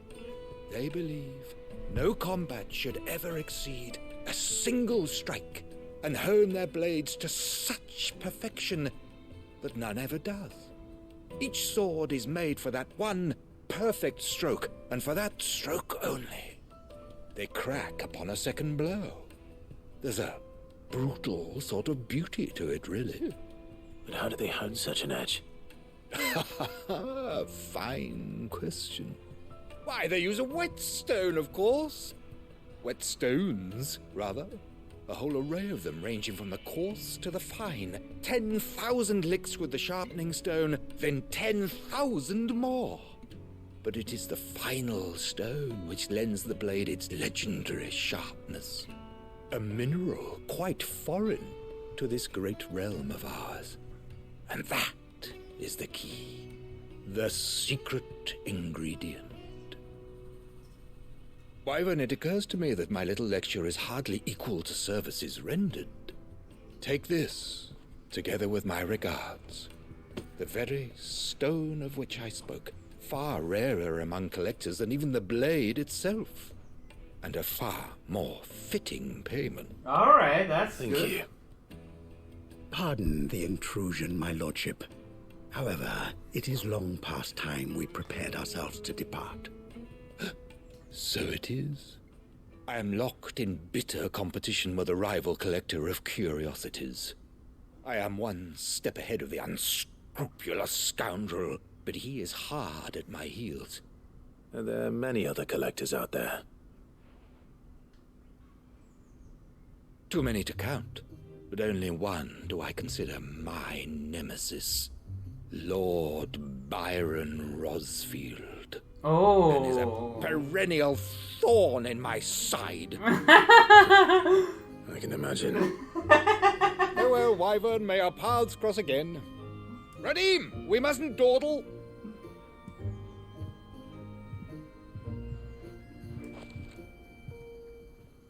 I think his lordship is rather taken with you, Master Wyvern.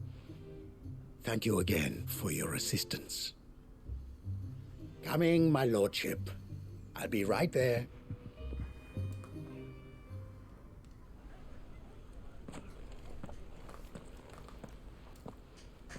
Trust Uncle Byron to find such an interesting rival. Now, let's see what Blackthorn makes of this whetstone, shall we?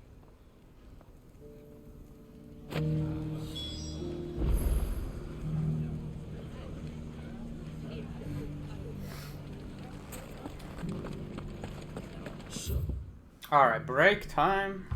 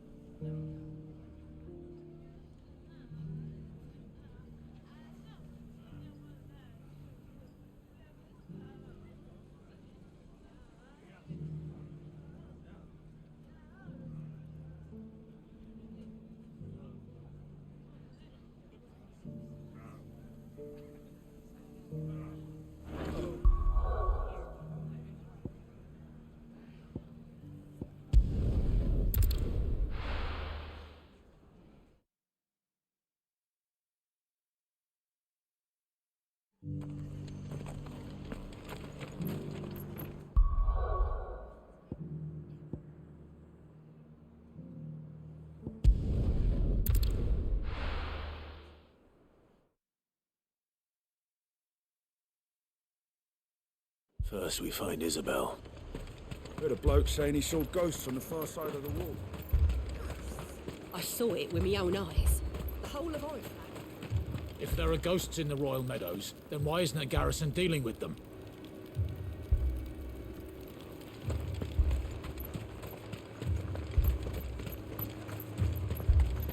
Do you see that? It's an absolute disgrace. I will give you 20 talents for that bird of yours. No, 30. I told you to fuck off. She's not for sale.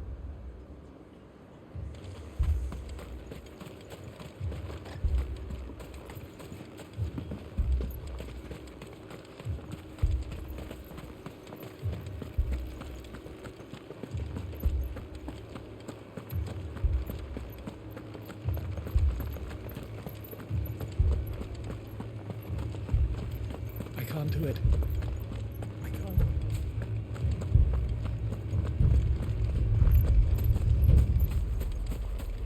More arrived from the capital this morning. My lord. My lady. We received the dame's message. There have been sightings of strange creatures, I understand. With the blue eyes. Yes. Like a Kashik, but different. They've taken so many. I've lost count. Akashic, but different. Ultimus thralls. And what of your mistress? Is she here? Oh, no. She went to the garrison to ask what they were planning on doing about all this. Then we'll look for her there.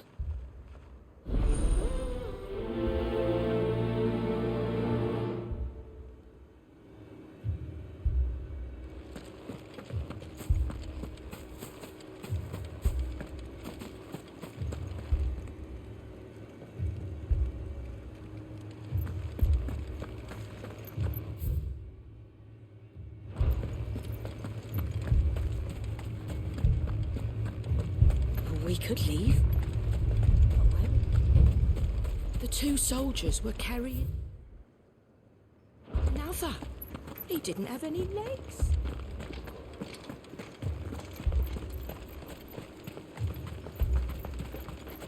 That thing, it took off the captain's head. Before we could even draw his steel. I'm not going back out there. You hear me? Fuck this! Madame, please! Half the garrison's been slaughtered by those things. We lost the captain this very morning. We've tried requesting reinforcements, but there's been no word from the capital or the Dominion in days! What more would you have us do? I would have you do your duty. Those at the Vale look to me for protection. And protect them I shall, because they are my charges and that is my duty.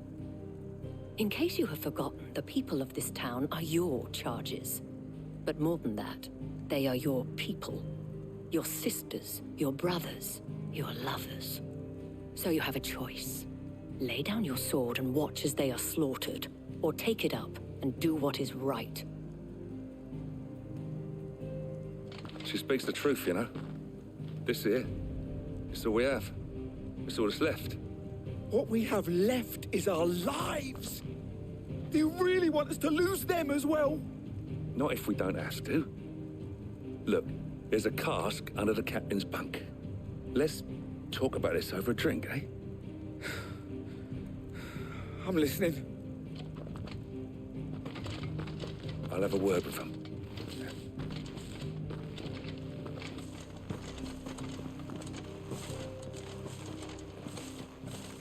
Ah, Clive. I didn't expect help to arrive so quickly. And sought to take matters into my own hands. It was a noble effort, but I thought you might still need some support. How like you to consider my needs.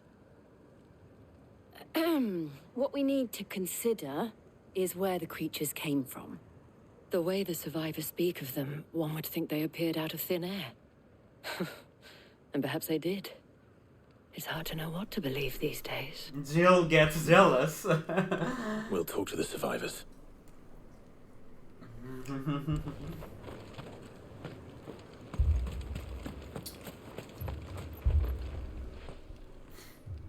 You're a pikeman, yes? What happened? I've got family in Moor. I heard the flood was spreading, so I went to see if they were all right. And a pack of them glowing things found me in the meadow. I ran for my life. I never did get to the village. Leave that to us. But my family... They're still in the capital. Richard deserves this.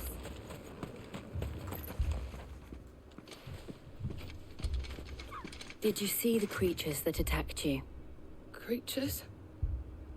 Yeah, They came out of nowhere. They went for Joseph first, then me, and then they were just gone.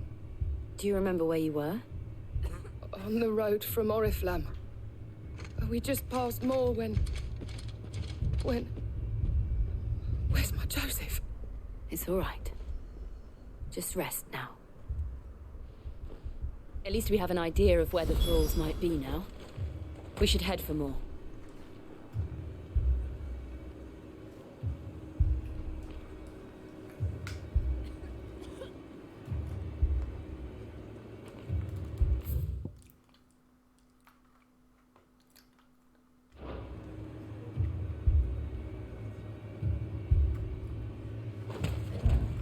I thought everything would be all right once we left the capital. But nowhere's safe anymore. Is it?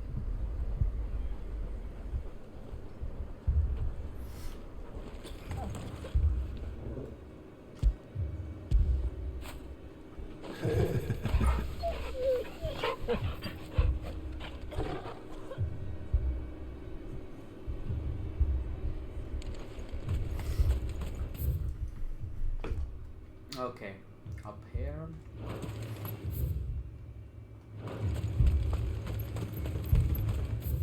Side quests, none here. Soon you have a plan?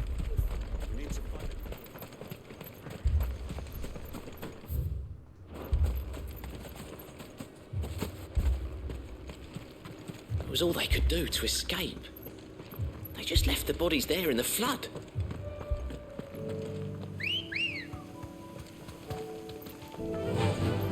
Fly, Ambrosia.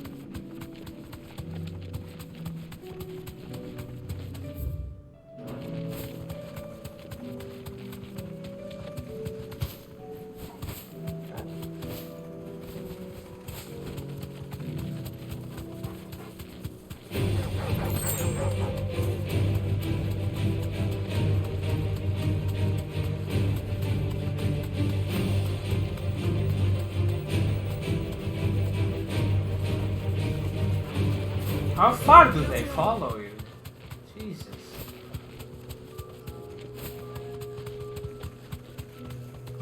Be safe.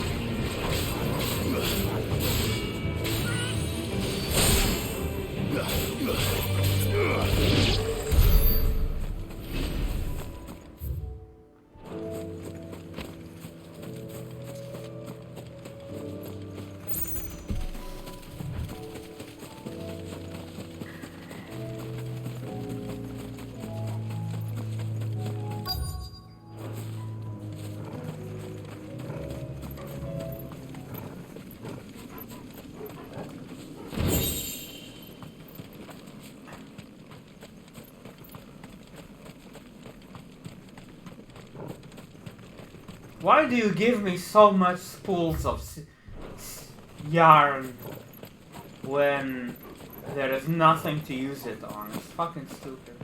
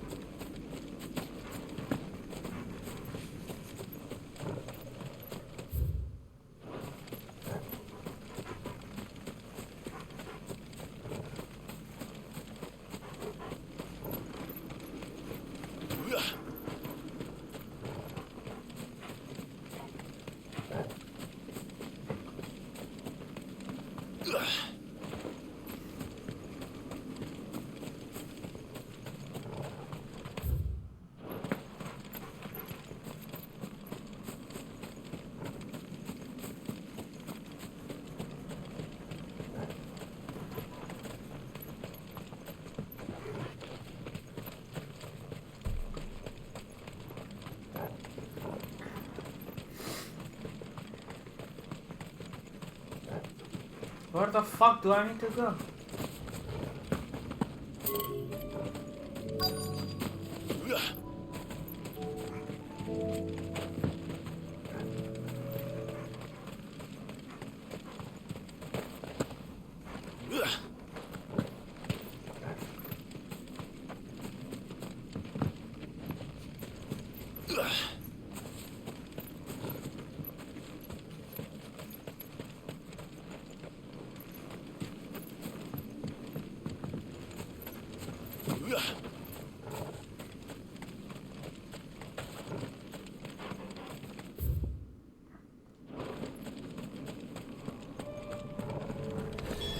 Clive, look.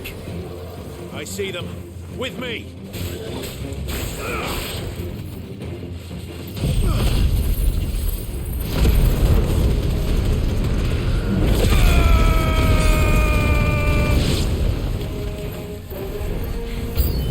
Should I prime? Save your strength.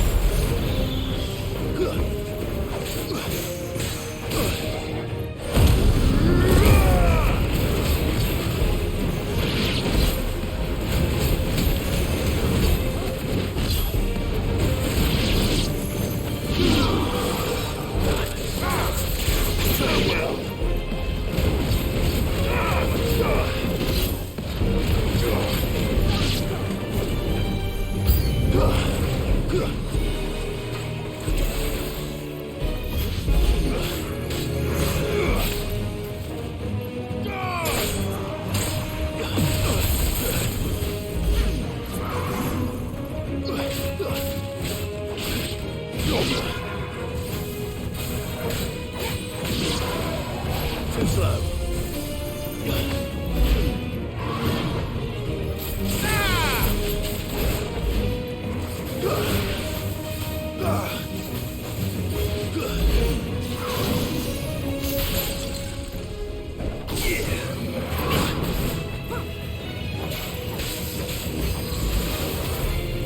Let's try.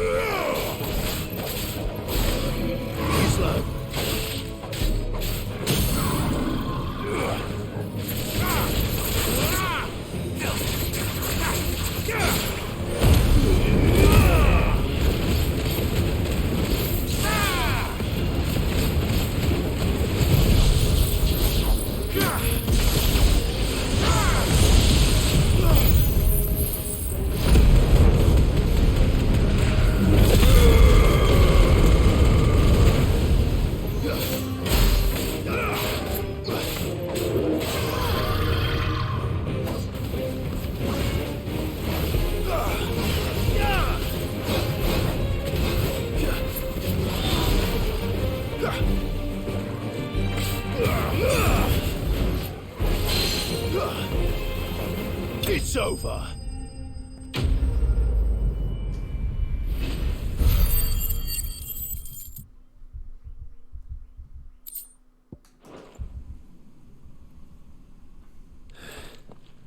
Do you think there are more? There are always more. But I'd say we've done what we can for the time being. Then we should let Isabel know.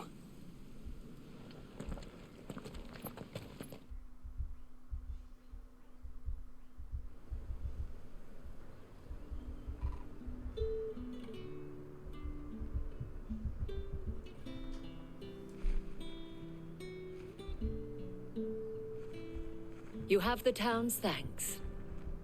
Don't thank us yet. There will be more. Many more.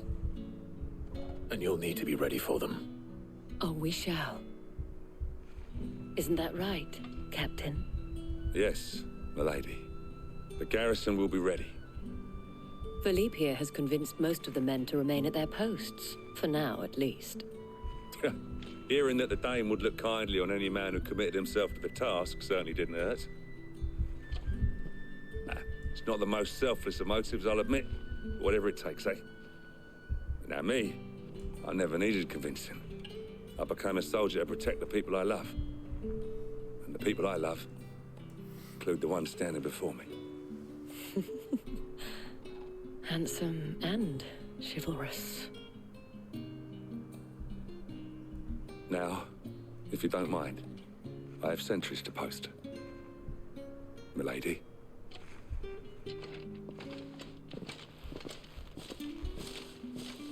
Lest you wonder, I'm not foolish enough to believe that this has solved all of my problems. But it has solved one, and that's one fewer than I had this morning. Thank you again, Clive.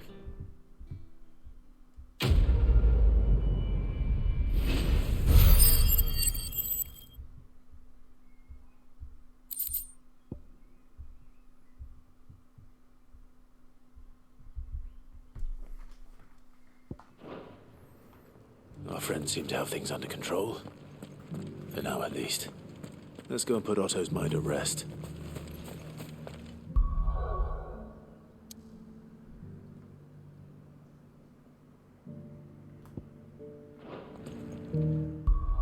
There seems to be a quest here.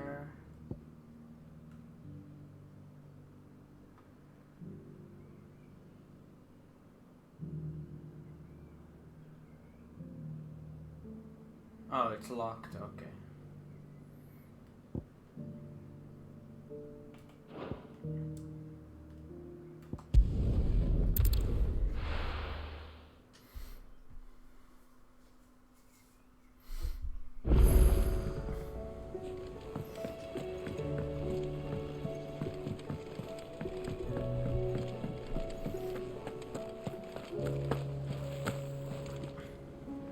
I noticed you and Torgal had gone off somewhere. Take him for a walk, did you? You could say that.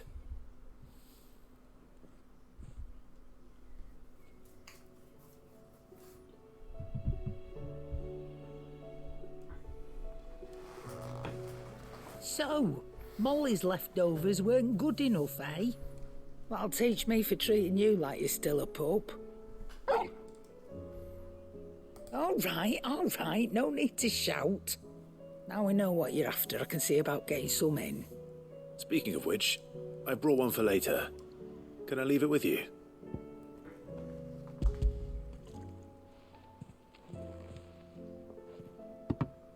You can, aye. I'm nice like that. In return, you can thank Tomes for me. The bloody know-it-all. I was just on my way to see him.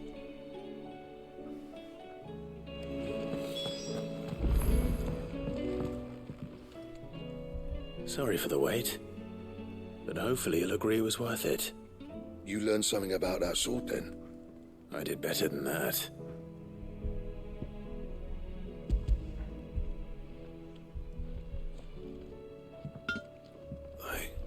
A whetstone?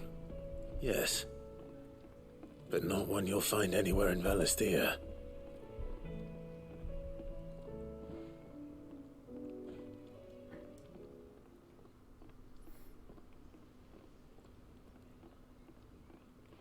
No wonder I couldn't get the same finish on the grinding wheel. One hit and all done, eh? Might not be so bad if all you ever fought were duels. Good luck on the battlefield. Your second opponent would be your last, no matter how good you were. Even so, is there some way it could be used to give the curse breakers an edge? I think so, yeah. With this whetstone and the right kind of steel, I could probably even make a twin of the blade to rattle me. But there'd be no replacing this little rock once I worn it down to a sliver. I reckon we get a dozen swords from it, if that. Swords that the curse breakers wouldn't know how to wield properly, and that would see them through a single fire piece. Nah, no point trying to copy that thing. Be about as much use as a wax anvil. But finishing our blades with a whetstone this fine, now that's something to consider. And what's finer than fallen masonry, eh? Or more hard-wearing, for that matter. Just imagine it. Good Valisthian steel with an edge as sharp as any found in the Outer Isles. I won't make a copy, nah. I'll make something much better. I'm sure the curse breakers will be delighted. Just don't push yourself too hard. Don't you worry about me, sunshine. I've been working day and night since I was half your age, and I'll still be here when you're long gone. Hey, thanks, Clive. I mean it. I owe you one, August too. It's good to know someone's looking out for me. You'll be happy to hear you said that. And I'll see that my debt to you's paid. First new blade I make's got your name on it. You come and find me when you've got the materials. All right. I will.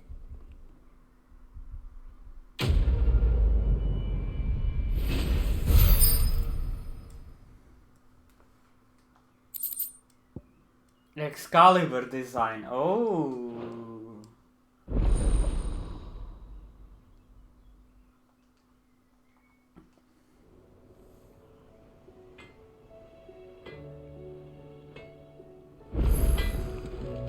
Trouble with your gear, or... So, what'll it be? Brightburn. Excalibur 268.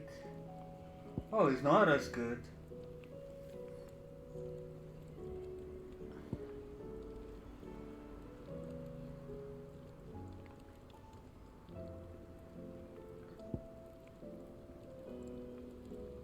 But they might be upgradable. No scratches, right?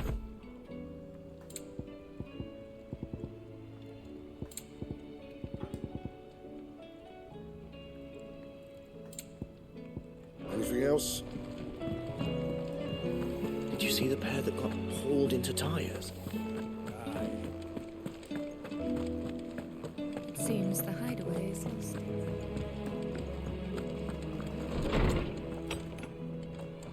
Is a storm coming, Sid?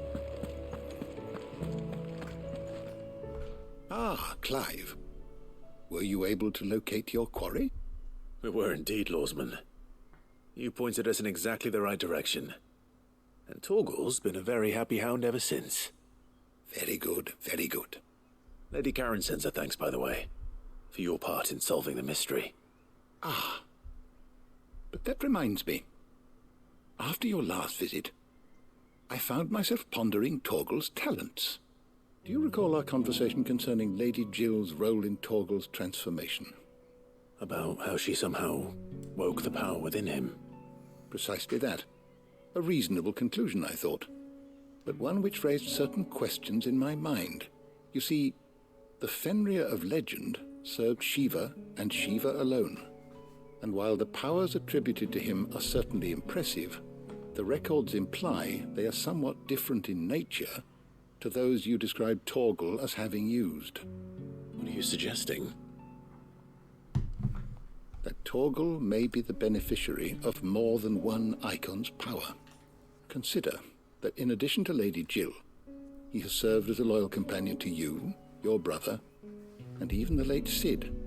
In short, the icons hitherto near at hand, or should I say at paw, have been diverse and plenty, and that number has only grown as the realm's dominance have fallen to your sword. One can but speculate as to how all of this has affected Torgal. He has seemed more fierce of late. And if I am not mistaken, he will grow fiercer still. We are fortunate indeed to be able to count him amongst our allies and not our adversaries. Oh, he's more than an ally. He's a friend.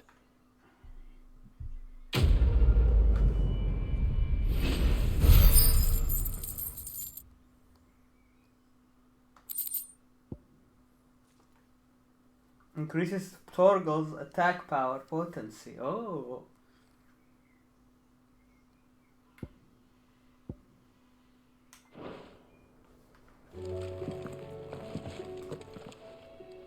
Knowledge hoarded is knowledge.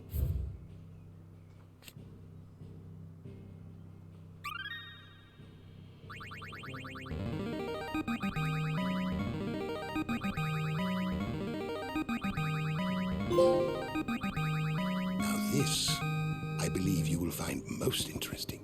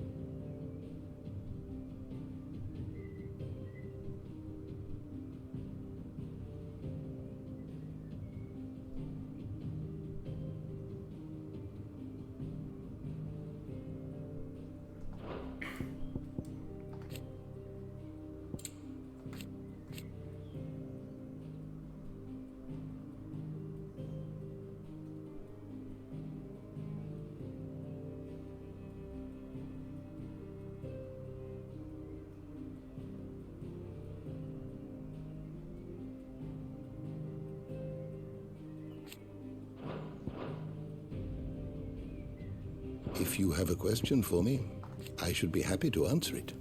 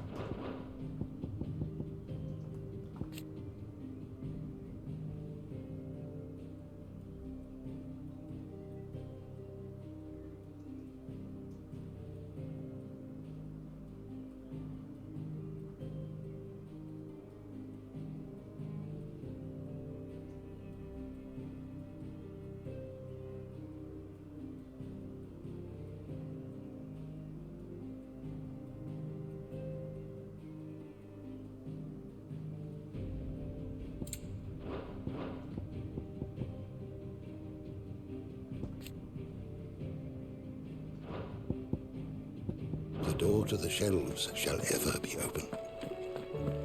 Is a storm coming, Sid?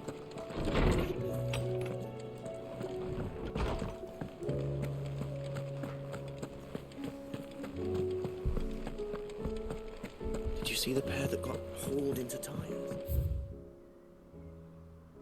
Aye, all their fancy silks.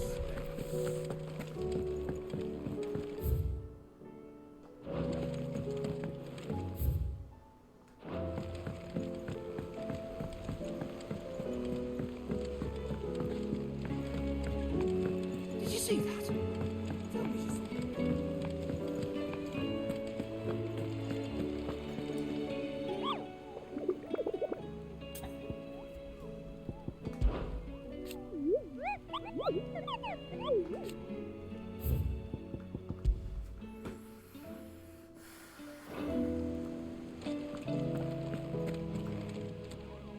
How may I help you today, Clive?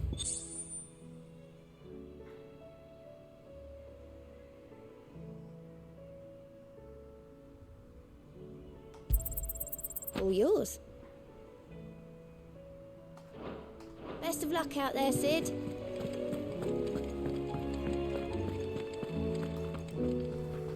Was wondering when you turn up. Had ours from all our friends thanking you for your timely intervention. How is it you always manage to arrive at just the right moment? Luck, I suppose. Any word on the rest of the realm? Let's see. Storm's still crying out for mother crystals. The nations are still in chaos. And the skies are still the colour of a kick in the kidneys 2 days on. So... Right. Clive, we knew this was going to happen. Well, not the bleeding skies part, but you take my point. Now's not the time to second-guess yourself. Now's the time to visit the infirmary. Dahlia says your brother's awake. Thank you, Otto.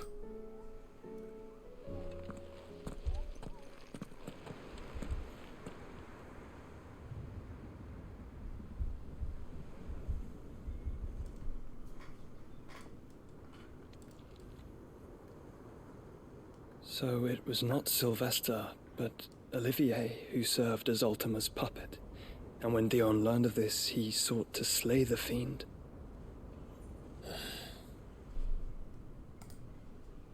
Only for his father to take the spear that would have freed him. Enough to drive a man to madness. Small wonder he hasn't stirred. I would be afraid to wake.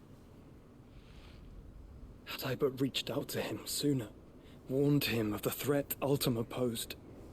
But now, both an empire and her prince lie broken. Joshua, what do you know of Ultima?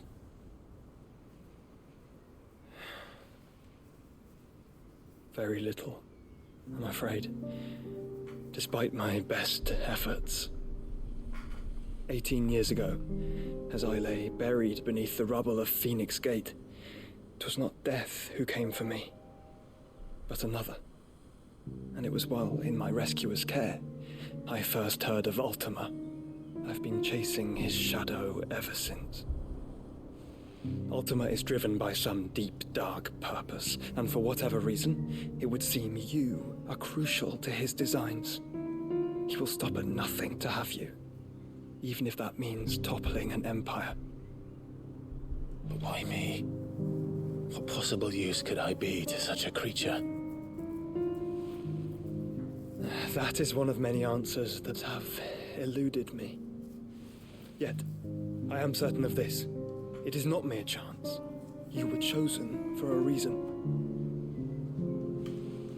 All dominants carry within them the might of an icon. Nigh limitless power that is at once acutely limited. I wield fire, and only fire. And I only ice.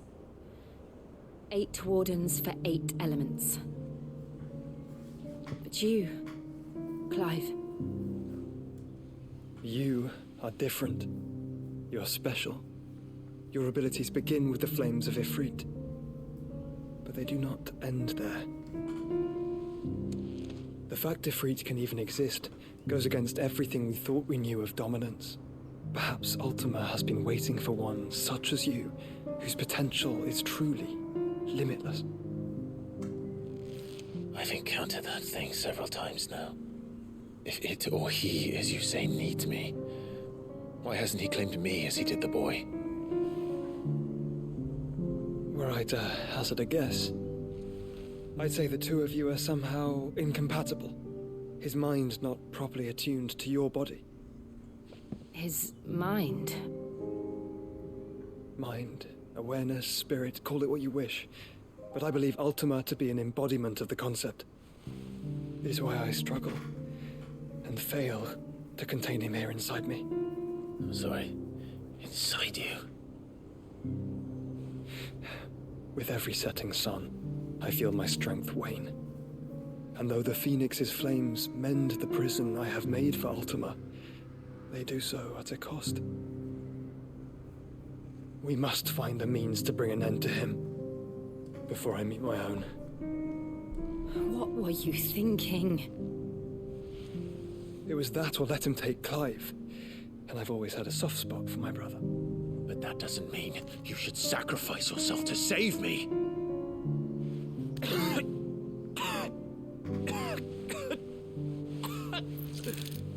Joshua.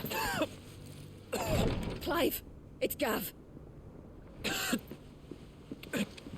There's an army of Akashic at the gates of Canver.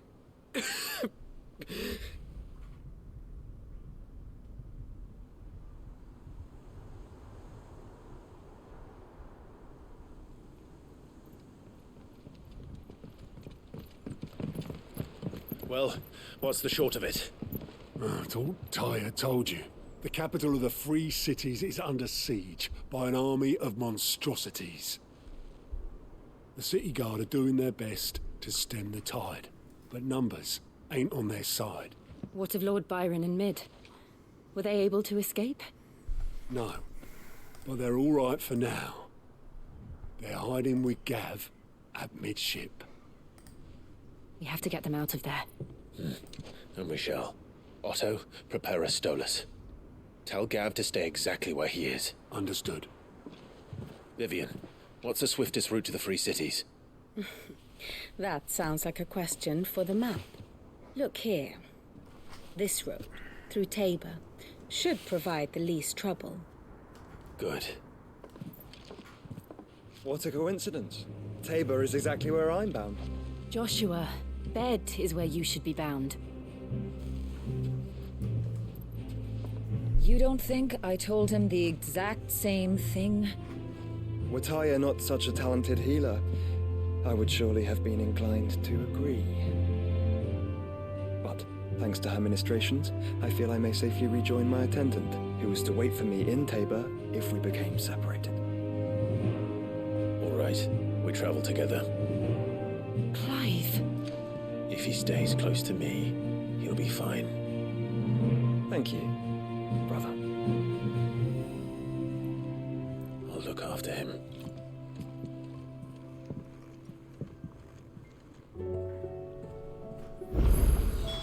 My attendant was with me in the Dominion before I primed. She would have watched the battle unfold and witnessed its outcome. I trust you'll be waiting for me in Tabor, where I can finally introduce you. You know how I feel about this, but your brother's stubbornness knows no bounds. I'm starting to think it runs in the family.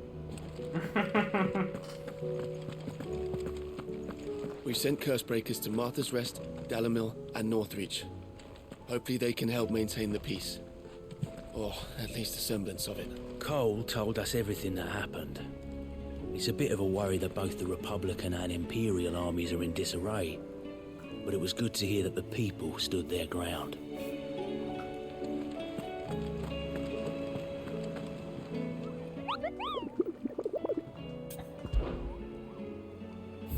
Where was Bomb King again? Oh, there's a new one.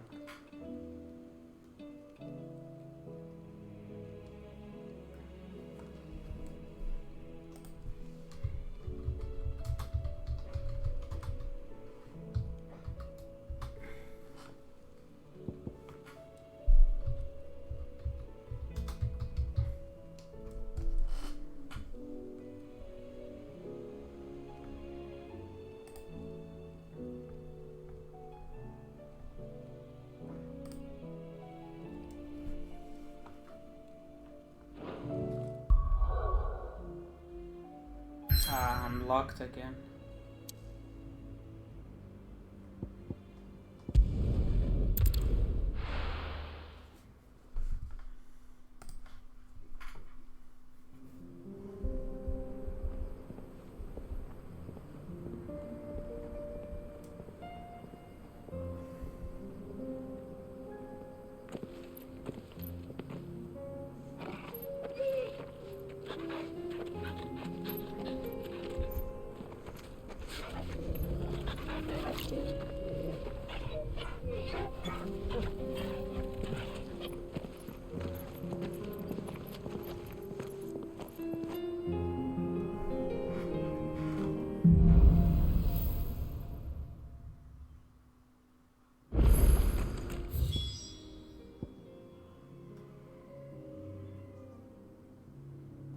It's like a dream.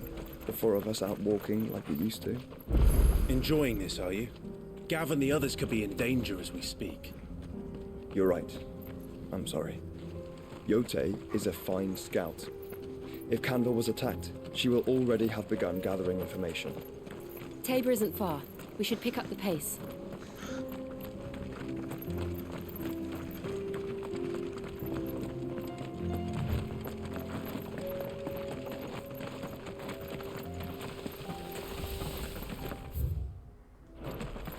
We can use the ruins to cross the ravine.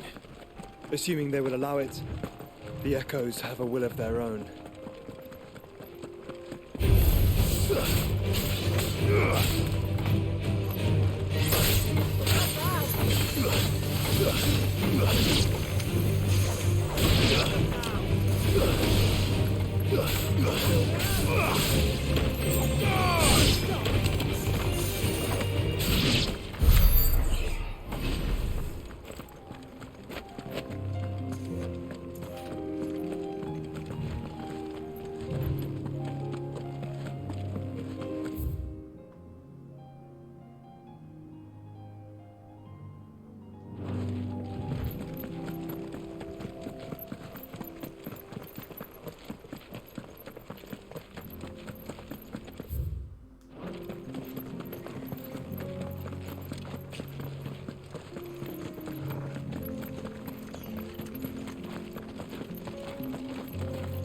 Tell us about Yote, Joshua.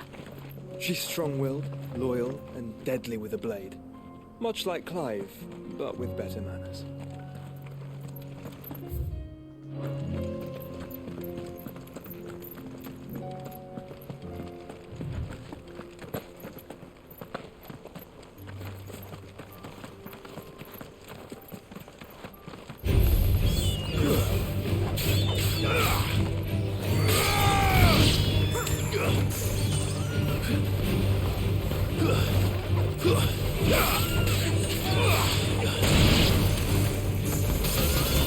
Farewell.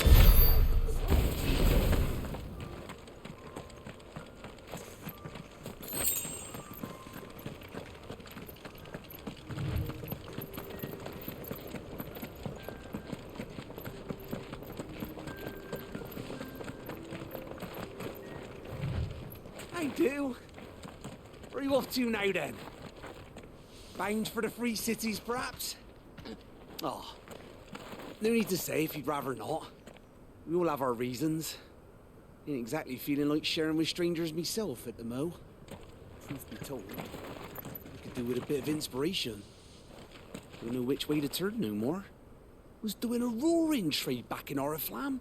Right up until the poor Drake lost her noggin. So, thought I'd try me luck in the desert. And the Fang went the same way. And don't get me started on the mess in the bloomin' Dominion. Suppose I could try Camber next.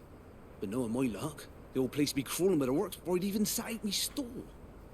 As I always say, where there's crisis, there's opportunity. The opportunity to mint Gil, that is. So, where to next? Is there any money to be made in ash? Do orcs even carry Gil?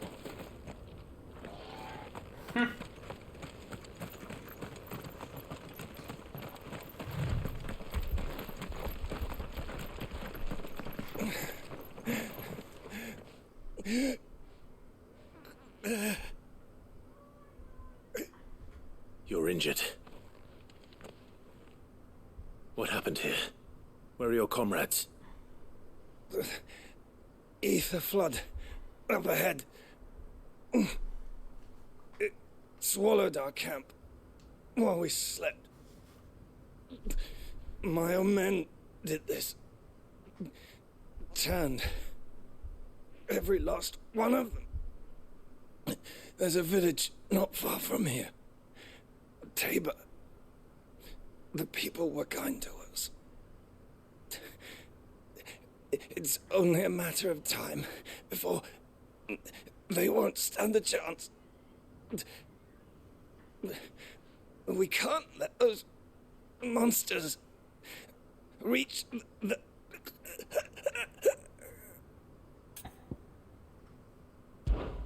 I'll go. You catch your breath. Thank you. Our encampment is up ahead. Just off the track. They must not reach Tabor. Forgive me, Lord Cougar.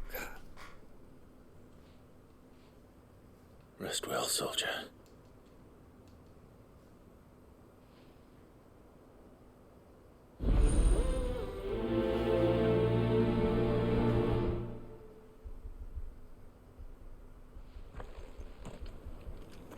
You said the encampment was close. Let's hope the Akashic are still there.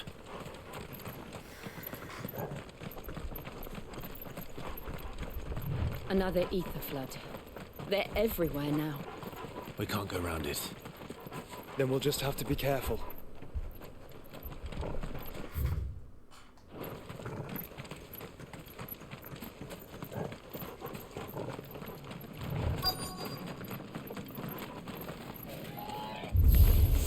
Good. I got here in time.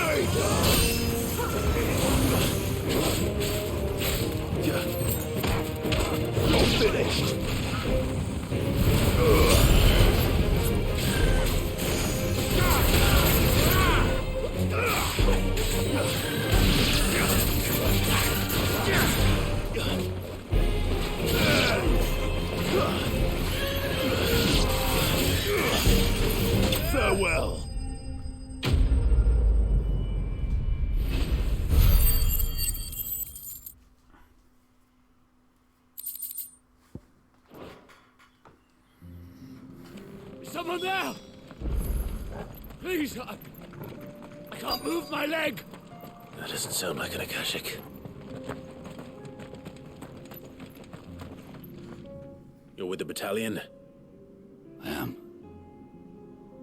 I heard the fighting. Are the others?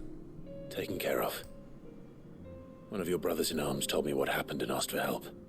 Another survivor? Where is he? Tell me. His wounds were too deep.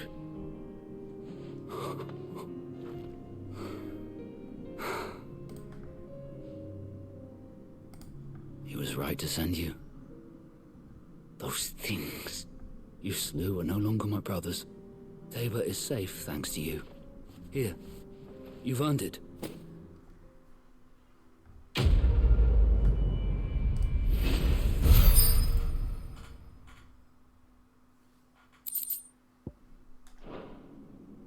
You seem familiar.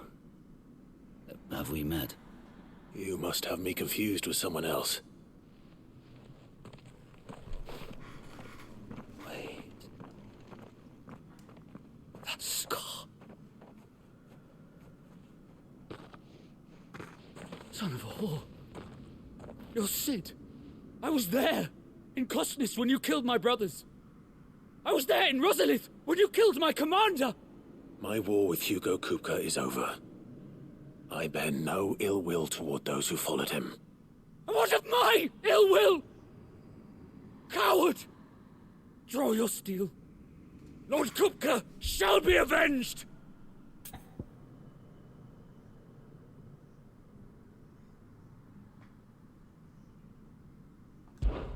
When your wounds have healed and your head has cooled, come and find me if you must.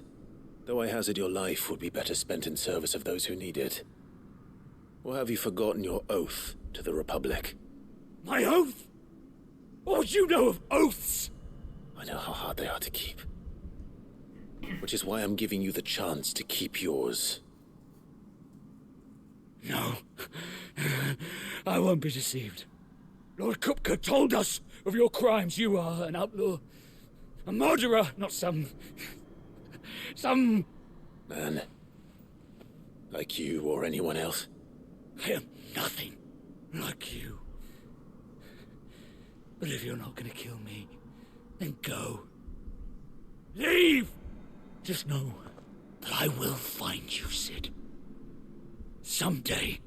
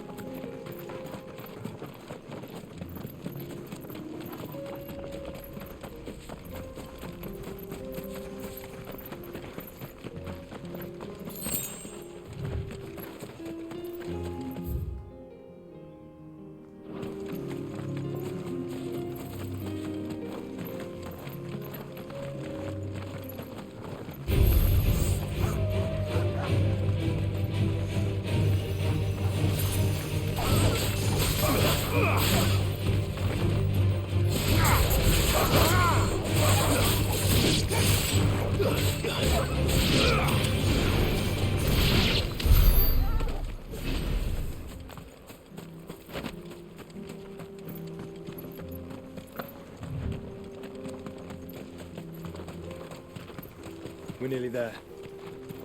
Have you been to Tabor before? There are a few places I haven't. Welcome, travelers. We don't get many visitors here in Tabor.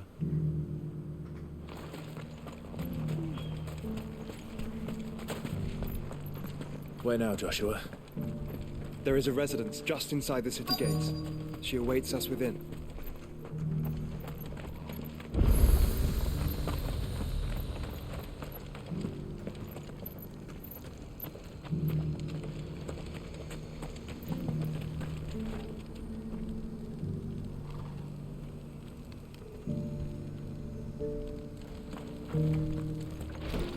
So the game is good. Yeah, it's pretty good.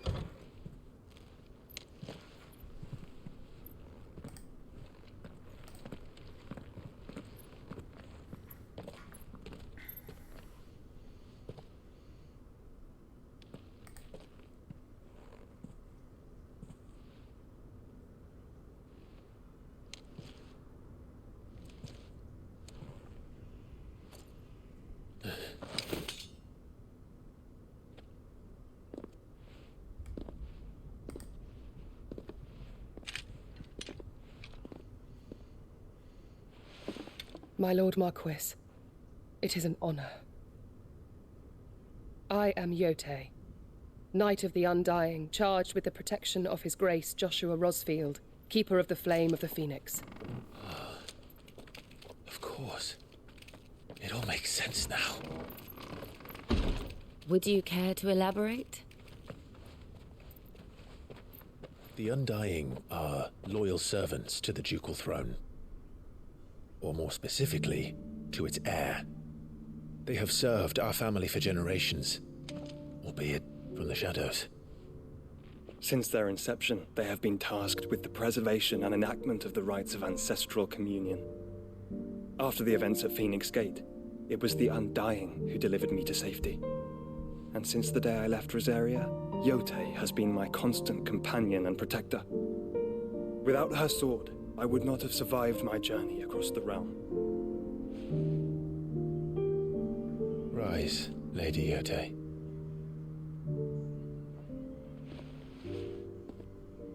You saved my brother. I owe you a debt I can never repay. I but did my duty. Come now. Tell us what you've discovered. Your Grace. It is as you feared. The vessel we spied off the coast of the Crystalline Dominion on the night of her fall. It was the Einherjar. Beyond any doubt. The Black Galleon. Joshua, the Einherjar is the Royalists' flagship. What business would they have in the Dominion? Upon learning of Waloed's involvement in recent events at Drake's Fang, I sensed the malign influence of Ultima, and bid Yote and the Undying look into the matter. We have reason to believe that the Black Galleon weighed anchor shortly after the fighting began, and set a course due south. For Canva? Then it is Waloed knights who besiege the cities. What is left of them? Yes. And the Black Galleon sails at but one man's behest. Barnabas Tharm.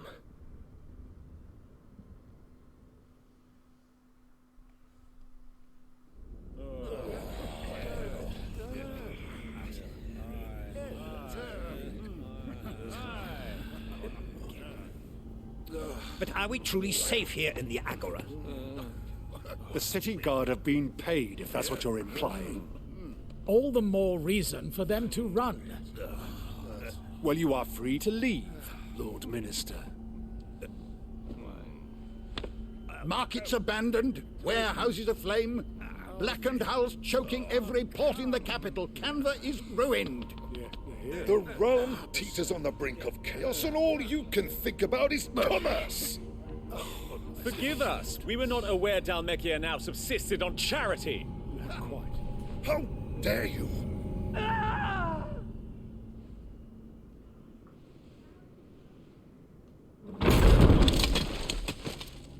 Distinguished members of the Council, you must forgive His Majesty this intrusion. What is the meaning of this? A trifle crowded, but I fear it will have to serve, my liege. Very well. My colleagues, do you not see? The king, he has come to save us from the Akashic.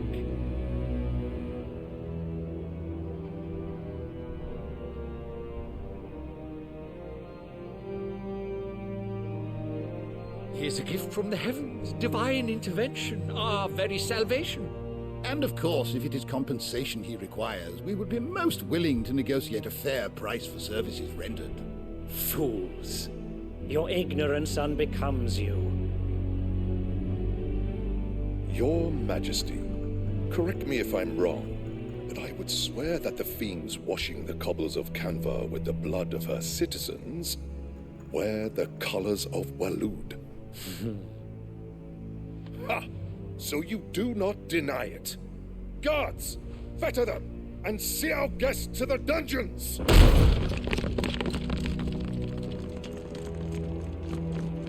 Enough.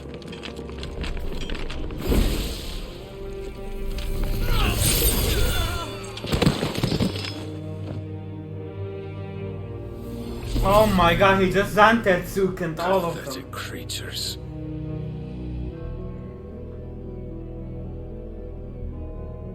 That you should imagine yourselves worthy of salvation. The girl is still here, somewhere in the city, her consciousness fair dripping with her late father's hubris. A consciousness to which Mythos is inextricably bound and inexorably drawn. See that he is made welcome. Yes, Your Majesty. Come, Mythos. Surely the prince's light cannot have sated you.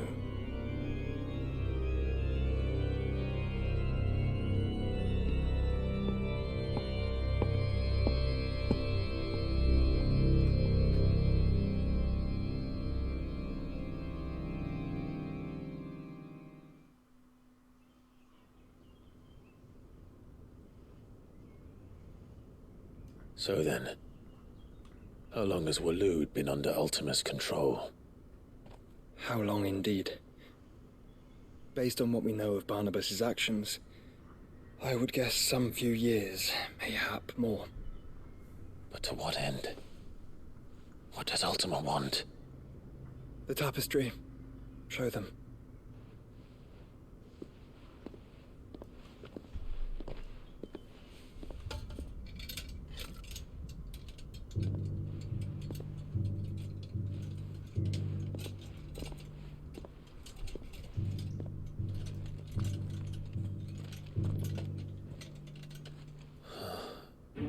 By the flames. Phoenix Gate, Drake's Breath, and now here. But what is it? It is old, ancient, even. Naught remains of the faith it represents, save what can be gleaned from the image itself. None could tell me what the one in the apothecary meant, even the Undying. But I believe it may be the key to discerning Ultima's purpose. That figure in the center, the one beneath whom the icons congregate, that I believe to be Ultima. He is a god, or at least godlike, his very existence beyond our ken. The icons, and by extension their dominance, are meant to be his subjects, and while some, like Barnabas, have accepted this role, others have rejected it, like you, Clive, which is rather inconvenient, as it appears he needs you most of all. And gods don't like to be disobeyed. No, I don't suppose they do. Clive, may I tell Yote of the lake? By all means. Yote, I will be accompanying my brother to the Free Cities. Whilst we are afield, I would have you watch over those Clive has made his wards. Omielos delan tuisag ilith. Though well concealed, the hideaway lacks trained fighters to defend its occupants should they be discovered. But it is my duty to... As it has ever been my brother's duty, remember. If that is your wish, Your Grace. But please be safe. If aught were to befall you, You have my word.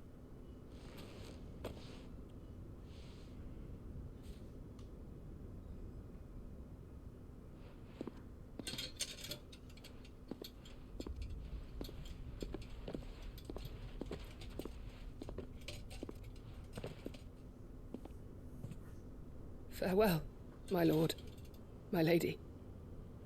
We are in your debt, Yote.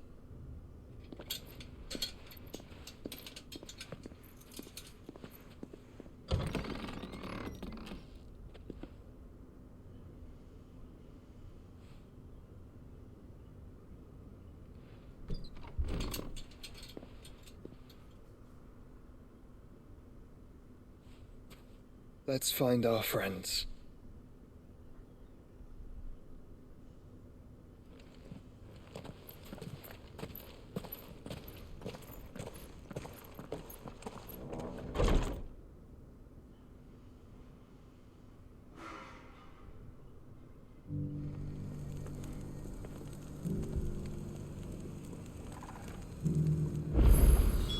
It's plain she cares for you very deeply.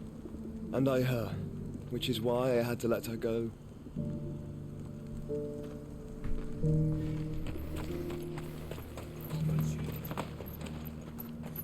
Welcome, welcome.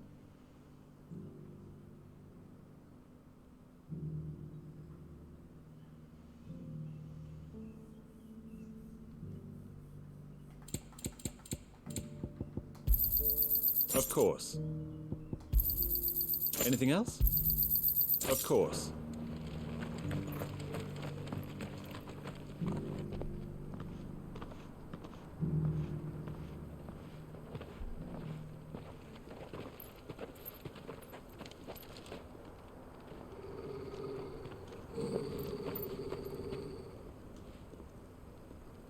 Cyril. How fares the search? Well, Your Grace, my report shall be with you ere long. Ah, yes. Yotei is otherwise engaged, at my behest. And the duty of wardenship? Fulfilled. For as you see, I've been reunited with my first shield. I am Cyril, Knight of the Undying and bearer of the Burning Quill, charged with chronicling the mortal deeds of His Grace, Joshua Rosfield, Keeper of the Flame of the Phoenix, and rightful Archduke of Rosaria. I entrusted Cyril here with overseeing the investigation into Ultima's origins. Findings from his brothers and sisters afield are delivered here to be collated and catalogued. Just how many Undying are there? Not nearly enough, milady. Yet we are glad to give our all in service to the Phoenix. Such is, and has ever been, our creed. I see. You have your associates, I have mine. But you may now think of them as ours. That won't be a problem, will it? The Phoenix is our sun, and we but the shadows that quicken in his radiance. It is from the darkness that we serve, both him and now you.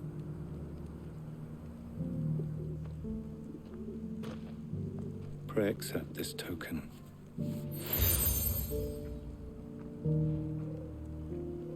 For as long as you bear it, members of our order will reveal themselves unto you, if there is nothing further. No. You are dismissed. Your Grace.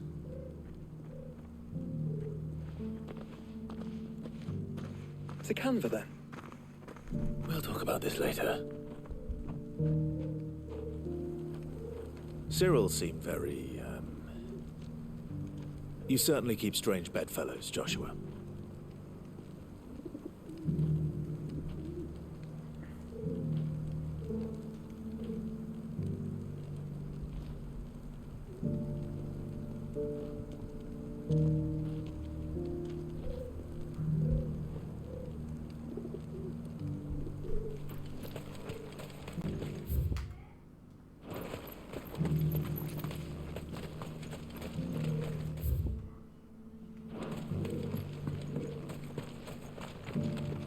Opportunity beckon. Is that blade for hire, perchance?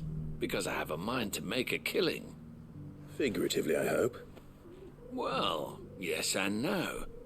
A passing caravan carried with it a rumor most fortuitous for one in my trade, that an elder Dread Evis had been sighted in the fields of Korava. Dread Evis are aggressive beasts. Compelled as they are to acts of violence, few survive to maturity. But those that do develop a hide of phenomenal value. A hide you want to sell? Eventually, yes. Though I would have it tanned first that it might be crafted into marvels the likes of which the world has never seen. Dread Evis skin is a rare thing indeed. but the worked hide of a well-aged beast. Now, that would fetch such coin that Gilbert himself might weep with envy. Bring me that beast's skin, and I will share with you the bounty of our combined labors.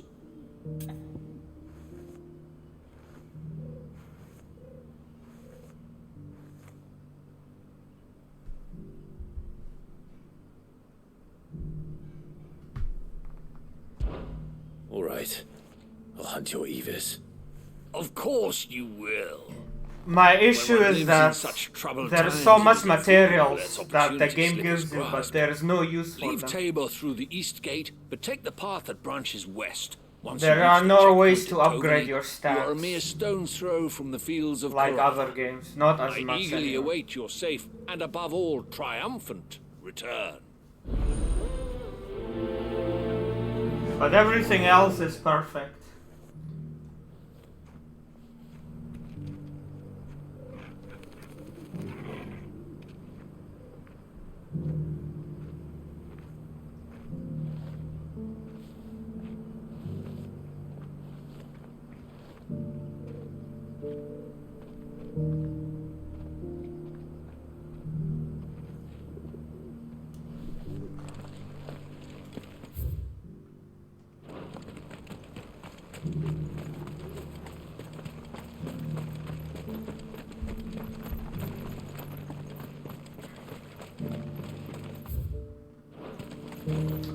Where was that?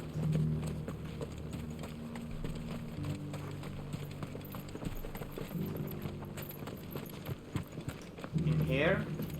I feel like I fleshed 100 skins today. Stay focused, will you? One slip of that scrape in the hunter's eye. Stand back, friend. You don't want to get this stuff on you, believe me.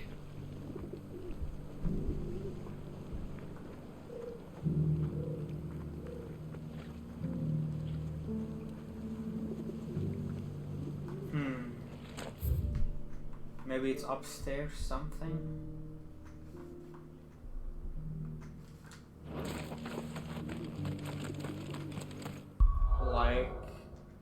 Like look how much materials there are.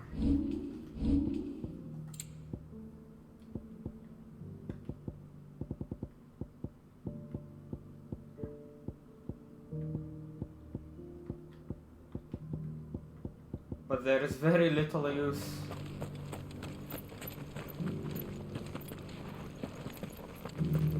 Careful how you pack that leather. Any creases or scratches. You... Finally. No one was paying me the slightest heed. Is something wrong? At the university, the students would hang on my every word. Sadly, this far from home, I'm just a vagrant greybeard. The university? You're a scholar. A specialist in ancient cultures. The most accomplished in all Valisthea, some have said. Not that I look the part in these tattered rags. In my heyday, no obstacle could have kept me from my studies.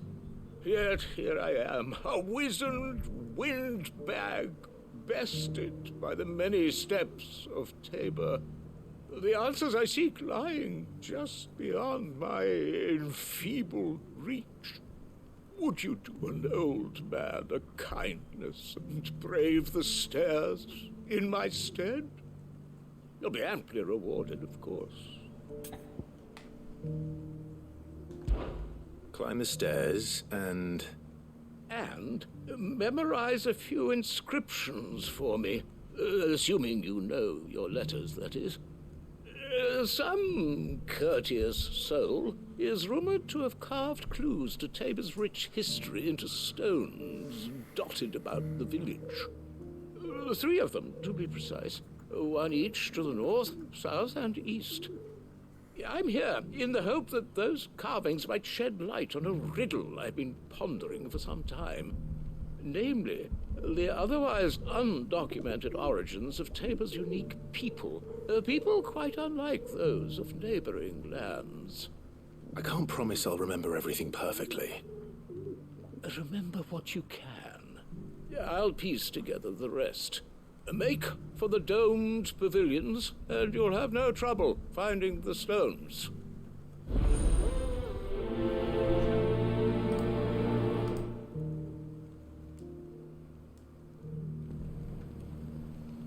Alright, time for a break.